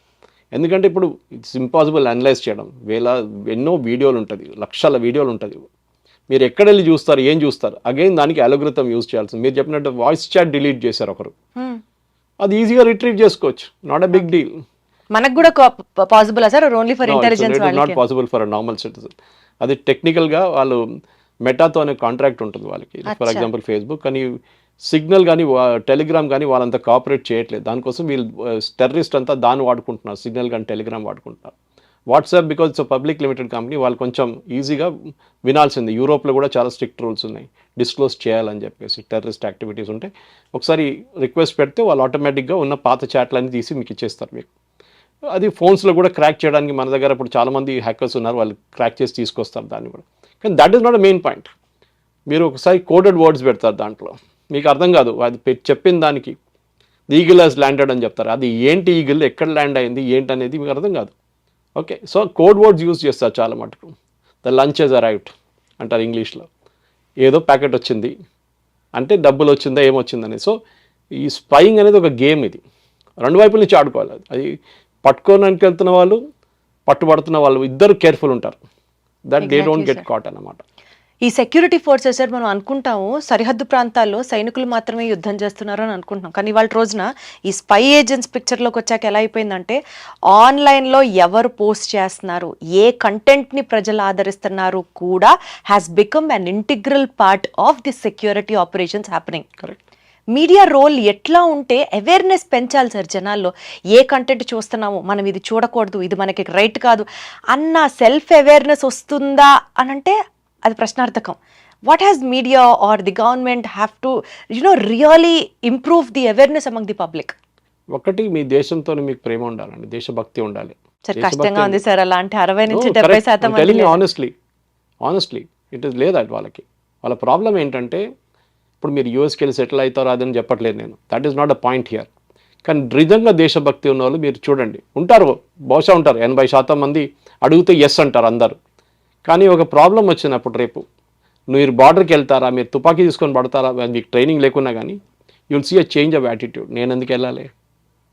మీరు చూడండి రిక్రూట్మెంట్ ఇన్ ఆర్మీ చాలా మటుకు నార్త్ నుంచి ఉంటుంది ఎక్కువ మటుకు, సౌత్లో ఎక్కువ లేదు. ఇప్పుడు జరుగుతుంది అనుకోండి, ఇప్పుడు కూడా ఉంది. ఇప్పుడు things have improved a lot. కానీ ఆ కల్చర్ వాళ్ళకి అక్కడ ఉంది. సౌత్ ఆఫ్ ఇండియాలో మనం ఎప్పుడు ఒక వార్ ఫేస్ చేయలేదు మనం. Let us be very honest about it. ఎప్పుడైనా భారతదేశం పాకిస్తాన్ భారతదేశం యుద్ధం జరిగిన చైనా జరిగినప్పుడు ఇంకా నార్త్ ఆఫ్ ఇండియా వాళ్ళు సఫర్ చేశారు చాలా మటుకు. ఈసారి కూడా చూడండి అంతే. వాళ్ళకి ఎయిర్ రైట్ సైరన్స్ కానివ్వండి, మిగతా ఏదని వాళ్ళకి నార్మల్, అది they have gone through it before. మనం south of India we have not done it. నేను సౌత్ ఇండియా అని చెప్పట్లేదు, సౌత్ ఆఫ్ ఇండియా. సో మీరు అడిగిన ప్రశ్నకి హౌ ఇస్ ఇట్ హ్యాపెనింగ్, మీరు ఎందుకు చేస్తున్నారు spying, how do you catch them అనేది చాలా మటుకు ఇంపార్టెంట్. మీరు అడిగినప్పుడు ఎందుకు వెళ్తారు స్పైయింగ్కి, because that is what you started with. మీరు ఈ దేశ భక్తి ఉంది, దేశ ప్రేమ ఉందంటే you will never do it. కానీ మీరు అడగొచ్చు మళ్ళీ జ్యోతి వాళ్ళు ఎందుకు చేశారు, వాళ్ళకి మోటివేషన్ ఏముండే, డబ్బు ఉండొచ్చు నేను చెప్పినట్లు, they must be important, feel very important. బట్టలు చాలా మంచి బట్టలు, ఎగ్జాటిక్ లొకేషన్స్, డిన్నర్స్, ఇదన్నీ ఉంటుంది. And show off. చూడండి నన్ను అమెరికన్ కన్సులేట్ వాళ్ళు పిలిచారు, మిమ్మల్ని పిలిచారా? పిల్లలు ఇదే హైదరాబాద్లో ఈ పల్గాం జరిగినప్పుడు టర్కిష్ కన్సులేట్, ఇక్కడ ఉన్న టర్కిష్ కన్సులేట్ ఇక్కడ ఒక 5-star హోటల్లో ఒక డిన్నర్ ఆర్గనైజ్ చేశారు. నేను నా ఫేస్బుక్లో పెట్టాను. I shame those people. It was organise by media house here. ఇంకో మీడియా హౌస్ వాళ్ళ కాంపిటీటర్స్ కూడా క్యారీ చేశారు. దాట్ ఆ డిన్నర్ అటెండ్ చేసిన సిటీలో ఉన్న page 3 crowd మొత్తం వెళ్ళారు, ఇంక్లూడింగ్ ఫేమస్ పీపుల్. వాళ్ళ ఫోటో అంతా వచ్చింది, కానీ ఆ పబ్లికేషన్ ఏం చేశారంటే పేజ్ డిలీట్ చేసి పడేశారు. దానికన్నా ముందు నేను డౌన్లోడ్ చేసుకున్నాను దాన్ని, and I put it on my Facebook. చూడండి వీళ్ళందరూ వెళ్ళారని చెప్పేసి. ఇప్పుడు అందరు దాచుకుంటున్నారు. ఇప్పుడు నాకు తెలియదు, వాళ్ళు ఒట్టిగా పిలిచారు. మిమ్మల్ని ఒట్టిగా పిలుస్తారండి టర్కిష్ కన్సులేట్ వాళ్ళు? మీరు అవుట్ ఆఫ్ ద బ్లూ మీకు అనిపించారా? మీ దాంట్లో వాళ్ళు వాడుకోవడానికి మీ ఏదో ఒక ఇమేజ్, అది డిన్నర్ ఆర్గనైజ్ చేసింది టర్కిష్ డిలైట్ అని పెట్టారు, ఫుడ్ ఫెస్టివల్ లాగా. బట్ వాళ్ళు ఏమేంటంటే కల్టివేట్ దిస్ పీపుల్. సో మనం ఒక టిపికల్ ఈ టర్కిష్ కన్సులేట్లో హైదరాబాద్ జరిగిన ఒక సింపుల్ ఇన్సిడెంట్ చెప్తున్నాను. అది కాకుండా దీనికున్న ముందుకున్న బ్రిటిష్ హై కమిషనర్ హైదరాబాద్లో, అతనితో నాకు రెగ్యులర్గా ట్విట్టర్లో వార్ జరుగుతుండే. అతను స్పెసిఫిక్ మనుషులు కలుస్తుండే ఓల్డ్ సిటీకి వెళ్ళి. నేను ఎప్పుడు అడిగేటోళ్ళు, ఈయన హ్యాబిట్ మీకు తెలుసా, వీళ్ళు ఏం చేస్తారు తెలుసా, వీళ్ళ ట్విట్టర్ అకౌంట్లో వెళ్ళి మీరు ఎట్లాంటి కామెంట్ పెడతారు చూస్తారు తెలుసా? కాదు, ఏదో మనం కో ఎగ్జిస్టెన్స్ అండ్ ఏదో లాంగ్వేజ్ యూజ్ చేస్తారు, టాల్ లాంగ్వేజ్. కానీ మీరు ఒక టెర్రరిస్ట్ లాంటి మనిషి, టెర్రరిస్ట్ అని చెప్పట్లేదు, టెర్రరిస్ట్ లాంగ్వేజ్ మాట్లాడుతున్న మనిషి, ఓకే, డెత్ టు ఇజ్రాయెల్ అని చెప్పే మనిషిని మీరు కల్టివేట్ చేస్తున్నారు as a British high commissioner. కానీ అతను ఇప్పుడు మళ్ళీ ట్రాన్స్ఫర్ అయిపోయారు, ఇక్కడ నుంచి ఇక్కడ లేరు ఇప్పుడు. But still he's in India. I know that he's heading another city ఇప్పుడు. సో ఇట్లాంటి చాలా మటుకు ఉంటుంది. సో ఈ స్పై ఏజెన్సీస్ అని అన్ని కన్సులేట్ వాళ్ళు చేయడం చెప్పట్లేదు, వాళ్ళకి స్పెషలైజ్డ్ ఏజెంట్స్ ఉన్నారు. మన దగ్గర కూడా ఉన్నారు. మన దగ్గర రాలో ఏం చేస్తారు మనకు తెలుసు. నాట్ దట్ మనం హిందీలో చెప్తారు దూద్కే దులేని అని చెప్తారు. అంటే అంత ఆనెస్ట్ ఏం సత్యహరిశ్చంద్రుడు కాదు మనోళ్ళు కూడా చేస్తారు ఇదే పని. కానీ చేసినప్పుడు పట్టుబడకూడదు, అది మెయిన్. పట్టుబడితే అంతే సంగతి. మీకు తెలుసు పాకిస్తాన్ లాంటి దేశంలో తల కోసేస్తారు వాళ్ళు అదే రోజు. సో ఆ రిస్క్ ఉంటుంది. ఇప్పుడు అజిత్ దోవల్ గారు 7 సంవత్సరాలు పాకిస్తాన్లో ఉన్నారు. ఆలోచించే వాళ్ళు పట్టలేదు, అప్పుడు దాకా ఆయన్ని పట్టుకోలేకపోయారు. 7 సంవత్సరాలు ఈ was spy working inside Pakistan. దాని తర్వాత చైనాలో వెళ్ళి ఉన్నాడు, అరుణాచల్ ప్రదేశ్ తర్వాత. వాళ్ళు కూడా పట్టుకోలేదు. ఆలోచించు ఎంత రిస్క్లో ఉన్నారు అది.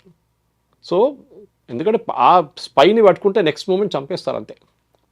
ఉన్న ఇన్ఫర్మేషన్ అంతా గుంజుకుంటారు, కాళ్ళు చేతులు అన్ని ఇరగొట్టేసి మొత్తం ఇన్ఫర్మేషన్ తీసుకుని చంపేస్తారు. సో చాలా risk. That is professional spying which is different from ఇప్పుడున్న సాఫ్ట్ స్కిల్ లాంటి ఎట్లాంటి ఇన్ఫ్లుయెన్సర్స్ కానివ్వండి, బ్లాగర్స్ కానివ్వండి, జర్నలిస్ట్ కానీ వీళ్ళు కల్టివేట్ చేసుకుని వీళ్ళు చేసేది డిఫరెంట్ కైండ్ ఆఫ్ స్పైయింగ్. కొంతమంది హై లెవెల్లో చేస్తారు, కొంతమంది లో లెవెల్లో చేస్తారు. కొంతమందిది ఒక టైం అయినాక వాళ్ళు ఏం పని చేయట్లేదు బాగా రాలే అనగానే వాళ్ళు డిస్పోజ్ చేసేస్తారు సిస్టమ్ నుంచి పాకిస్తాన్ వాళ్ళు. కొత్త వాళ్ళు తీసుకుంటారు మళ్ళీ. So this is a constant game అనమాట. సో నెక్స్ట్ టైం మీరు ఒక పోస్ట్ చూసినప్పుడు పోస్ట్గా చూడకండి, దాని వెనక ఏం స్టోరీ ఉంది అది చూడండి, చాలా important. Absolutely sir actually spying agents గురించి మాట్లాడుతూ కూడా ఇప్పుడు ట్రెండ్ అవుతున్న ఒక న్యూస్ టాపిక్ గురించి జస్ట్ ఒక మెన్షన్ మాత్రమే, I don't no if it is right are wrong, అది ఒకసారి మీతో అడగాలనుకుంటున్నాను. యాక్చువల్లీ మనకి ఈ అటాక్ జరగక ముందు పాకిస్తాన్ మిలిటరీ చీఫ్ అసిమ్ మున్నర్ ఒక స్టేట్మెంట్ చేశాడు, in a very short span of time భారతదేశంలో బ్లడ్ షెడ్ జరుగుతుంది అని. అది జరిగిన కొన్నాళ్లకే ఈ అటాక్ జరిగింది అన్ఫార్చునేట్లీ. తర్వాత మన వాళ్ళు ఆపరేషన్ సింధూర్ ఇదంతా జరిగింది. ఇప్పుడు ఆయన మిలిటరీ జనరల్ నేనే ఫీల్డ్ మార్షల్గా ప్రమోట్ అయ్యారు, ఆయనే ప్రమోట్ అయ్యాను అని చెప్పి స్టేట్మెంట్స్ ఇస్తున్నాడు. అంటే ఆయన బ్రెయిన్ ఇంకా సూపర్ యాక్టివ్గా ఇంకేం డ్యామేజ్ కోసం వర్క్ చేస్తుందా అని మనకు ఒక అలర్ట్ లాగా తీసుకోవాలా? How do we have to see this? ఆర్మీలో 4 స్టార్ నుంచి 5 star general, most of the army people retire at 4 star. General లెవెల్లో 4 స్టార్ ఉంటుంది వాళ్ళకి, మిగతా వాళ్ళు 3 స్టార్ ఉంటారు మేజర్ జనరల్, లెఫ్టినెంట్ జనరల్ లెవెల్లో. 5 స్టార్ లెవెల్ 5 స్టార్ రావాలంటే మీకు it is a field marshal. Field marshal usually retirement దగ్గరకు మీకు ఇస్తారు, లేకుంటే రిటైర్ అయినాక ఇస్తారు. ఫర్ ఎగ్జాంపుల్ కరియప్ప, ఆయన చాలా లేట్గా, I think after he died only they give. Sam Manekshaw was not a field marshal. Okay, field marshal తర్వాత ఇచ్చారు ఆయనకి. సో ఇట్లాంటి పొజిషన్లో యూజువలీ పాకిస్తాన్లో ఇవాళ క్యాబినెట్ రికమెండ్ చేశారు. క్యాబినెట్ అంటే ఆయనదే, ఆయన చెప్తే వాళ్ళు చేస్తారు అనమాట. ఎందుకు చేశారంటే మీరు చాలా బాగా కొట్లాడారు ఇండియాతో అని చూపించడానికి లోకంకి, not because of anything else. దీనికన్నా ముందు పాకిస్తాన్లో ఫస్ట్ టైం ఫీల్డ్ మార్షల్ కొట్లాడారు సార్, అదే కదా, అంటే వాళ్ళు చూపించాలి కదా భారతదేశం ఓడించారు మీరు అని చెప్పేసి వరల్డ్ లోకం చెప్పుకుంటూ నవ్వుతున్నారు అందరూ. ఎగ్జాక్ట్లీ. సో యాయా Khan first Pakistan dictator, Pakistan president యాయా ఖాన్ కూడా అతనికి ఇచ్చుకున్నాడు. అప్పుడు క్యాబినెట్ లేదు, ఏం లేదు. సో మన దగ్గర కూడా చేశారు లేట్, మనం కూడా వాళ్ళ మీద నవ్వకూడదు. మన దగ్గర ఇందిరాగాంధీకే భారతరత్న ఇచ్చుకుంది, నెహ్రూకే భారతరత్న ఇచ్చుకున్నారు. ఆలోచించండి. సో మనం పాకిస్తాన్ మీద నవ్వే ముందు మనం కూడా చూసుకోవాలి, మనం ఏం చేసాం ఇక్కడ అని చెప్పి. ఈక్వివలెంట్ కాదు అది, ఆర్మీ ర్యాంక్ కాదు, కానీ మీరేం చేశారు? ఓకే, నెహ్రూ రికమెండ్ భారతరత్న, ఇందిరాగాంధీకే రికమెండ్ చేసుకుంది భారతరత్న, వాళ్ళే వేసుకున్నారు. అది రన్నింగ్ జోక్, అది దట్ ఇస్ జరిగింది అది. కానీ పాకిస్తాన్ జరుగుతుంది అంటే యూ డోంట్ బి సర్ప్రైజ్. అది దాంట్లో పెద్ద సర్ప్రైజ్ కావాలని ఏం లేదు. అంటే మనం అలర్ట్ అయ్యి ఇంకేమన్నా బీభత్సాలు వాళ్ళు రెడీ చేస్తారా అని అనుకోవడానికి ఏం లేదు. ఇట్స్ జస్ట్ లైక్ అంతే. So it is Pakistan. ఈ ఫీల్డ్ మార్షల్ కాగానే ఏమైపోతుందంటే యూజువలీ ర్యాంక్తోని దట్ 5 స్టార్ ర్యాంక్లో మీకు దాని తర్వాత ఆపరేషనల్ రోల్ ఉండదు, జనరల్కే వెళ్ళిపోతుంది మళ్ళీ ఎవరు ఆర్మీ చీఫ్, కొత్త ఆర్మీ చీఫ్కి. సో మనం చూడాల్సిందంటే ఇవాళ రేపట్లో కొత్త ఆర్మీ చీఫ్ని అపాయింట్ చేయబోతున్నారా అని నాకు ఒక డౌట్ ఉంది. Maybe America he's played a game in this. అమెరికాకి అసీమ్ మునీర్ ఒక రిస్క్ లాగా అనిపిస్తున్నారు. అతను మీరు చెప్పినట్టు ఆ speech to the Pakistani community, ఆయన ఇచ్చిన స్పీచ్, వాళ్ళ ఎన్ఆర్పి నాన్ రెసిడెంట్ పాకిస్తాన్కి ఇచ్చిన స్పీచ్లో ఈ మాట చెప్పారు, మీరు చెప్పిన మాట, blood shed will happen in India. So Asim మునీర్ని పక్కన పెట్టి సైడ్ లైన్ చేయడానికి ఫీల్డ్ మార్షల్ ఇచ్చి బాబు పక్కన కూర్చో, ఇక చైర్ వేసుకొని కూర్చో, ఇక మీ గ్రాండ్ చిల్డ్రన్తో ఆడుకోండి, ఇక లండన్కి వెళ్ళిపోండి, మీ ఇంట్లో ఉండండి, ఇక్కడ ఏం చేయకండి అని చెప్పేసి. బహుశా అదే ఉండొచ్చు. ఒకసారి ఫీల్డ్ మార్షల్ ర్యాంక్ వస్తే ఆపరేషన్ రోల్ వెళ్ళిపోతుంది. ఈవెన్ అడ్మిరల్ ఆఫ్ సీస్ అంటారు నేవీలో, వాళ్ళకు కూడా ఉంది 5 స్టార్. అంటే even air force, there was only one Air Force officer who went on to become the 5 star rank again there. Okay, so అట్లాంటి చాలా ఉన్నాయి. సో ఈ పర్టికులర్ పాకిస్తాన్లో జరిగిన దానికి ఇట్ ఈస్ అ జోక్. లోకమంతా నవ్వుతున్నారు, అందరు నవ్వుతున్నారు. పొద్దున్నుంచి మీమ్స్ అని స్టార్ట్ అయింది, ఆయనకి ఇచ్చుకుంటున్నాడు అట్లా. So I think we should not take it seriously. వాళ్ళ అంత పెద్ద పాకిస్తాన్ని అంత సీరియస్గా మనం తీసుకోకూడదు. They are a joke actually. ఆ nation itself is a joke. Got it sir. Sir thank you so much. ఇవాళ టాపిక్ గురించి చాలా ఇన్సైట్స్ ఇచ్చారు. నాకు ఒక్క పాయింట్ స్ట్రాంగ్గా అనిపిస్తుంది take away after conversing it with you. First thing ఏంటంటే lure of money, greed, attraction towards materialistic pleasures, ఇవే ట్రాపుల్గా చూపించి కామన్ పీపుల్ని టార్గెట్ చేయడం ఐఎస్ఐలో భాగం. So don't fall for it అన్నది ఒక మాట. రెండో మాట any country, absolutely sir, more with Pakistan. అదొక ట్రాప్ మాత్రమే. రేపు ఈ ట్రాప్ మీకు కూడా పడచ్చు. కాబట్టి మీరు చాలా అవేర్నెస్తో, చాలా జాగ్రత్తగా, కాన్షియస్గా ఉండాలి. న్యాయబద్ధంగా డబ్బులు సంపాదించాలన్నది మాత్రమే ఫోకస్లో ఉండాలి, కానీ ఇలాంటి ట్రాప్స్కి కాదు. బికాజ్ వన్స్ ఇందాక సార్ చెప్పినట్లుగా ఒక స్పై ఏజెంట్ కనుక దొరికితే జీవితం దుర్భరంగా మారుతుంది. పాయింట్ నెంబర్ 2 సార్, పేట్రియాటిజం, దేశభక్తి అని అంటే కేవలం మన కోసం ప్రాణాలు అర్పిస్తున్న సైనికులకి హ్యాట్స్ ఆఫ్ అని తెలియజేయడమే కాదు. ఈవెన్ ఏ కంటెంట్ చూస్తున్నావు, నువ్వు ఎంత న్యాయంగా అయిన కంటెంట్ని ఎంజాయ్ చేస్తున్నావు కూడా ఒక అవేర్నెస్తో దాన్ని కన్జ్యూమ్ చేయాలి. That's where the true patriotic, absolutely true patriotism lies is what I believe.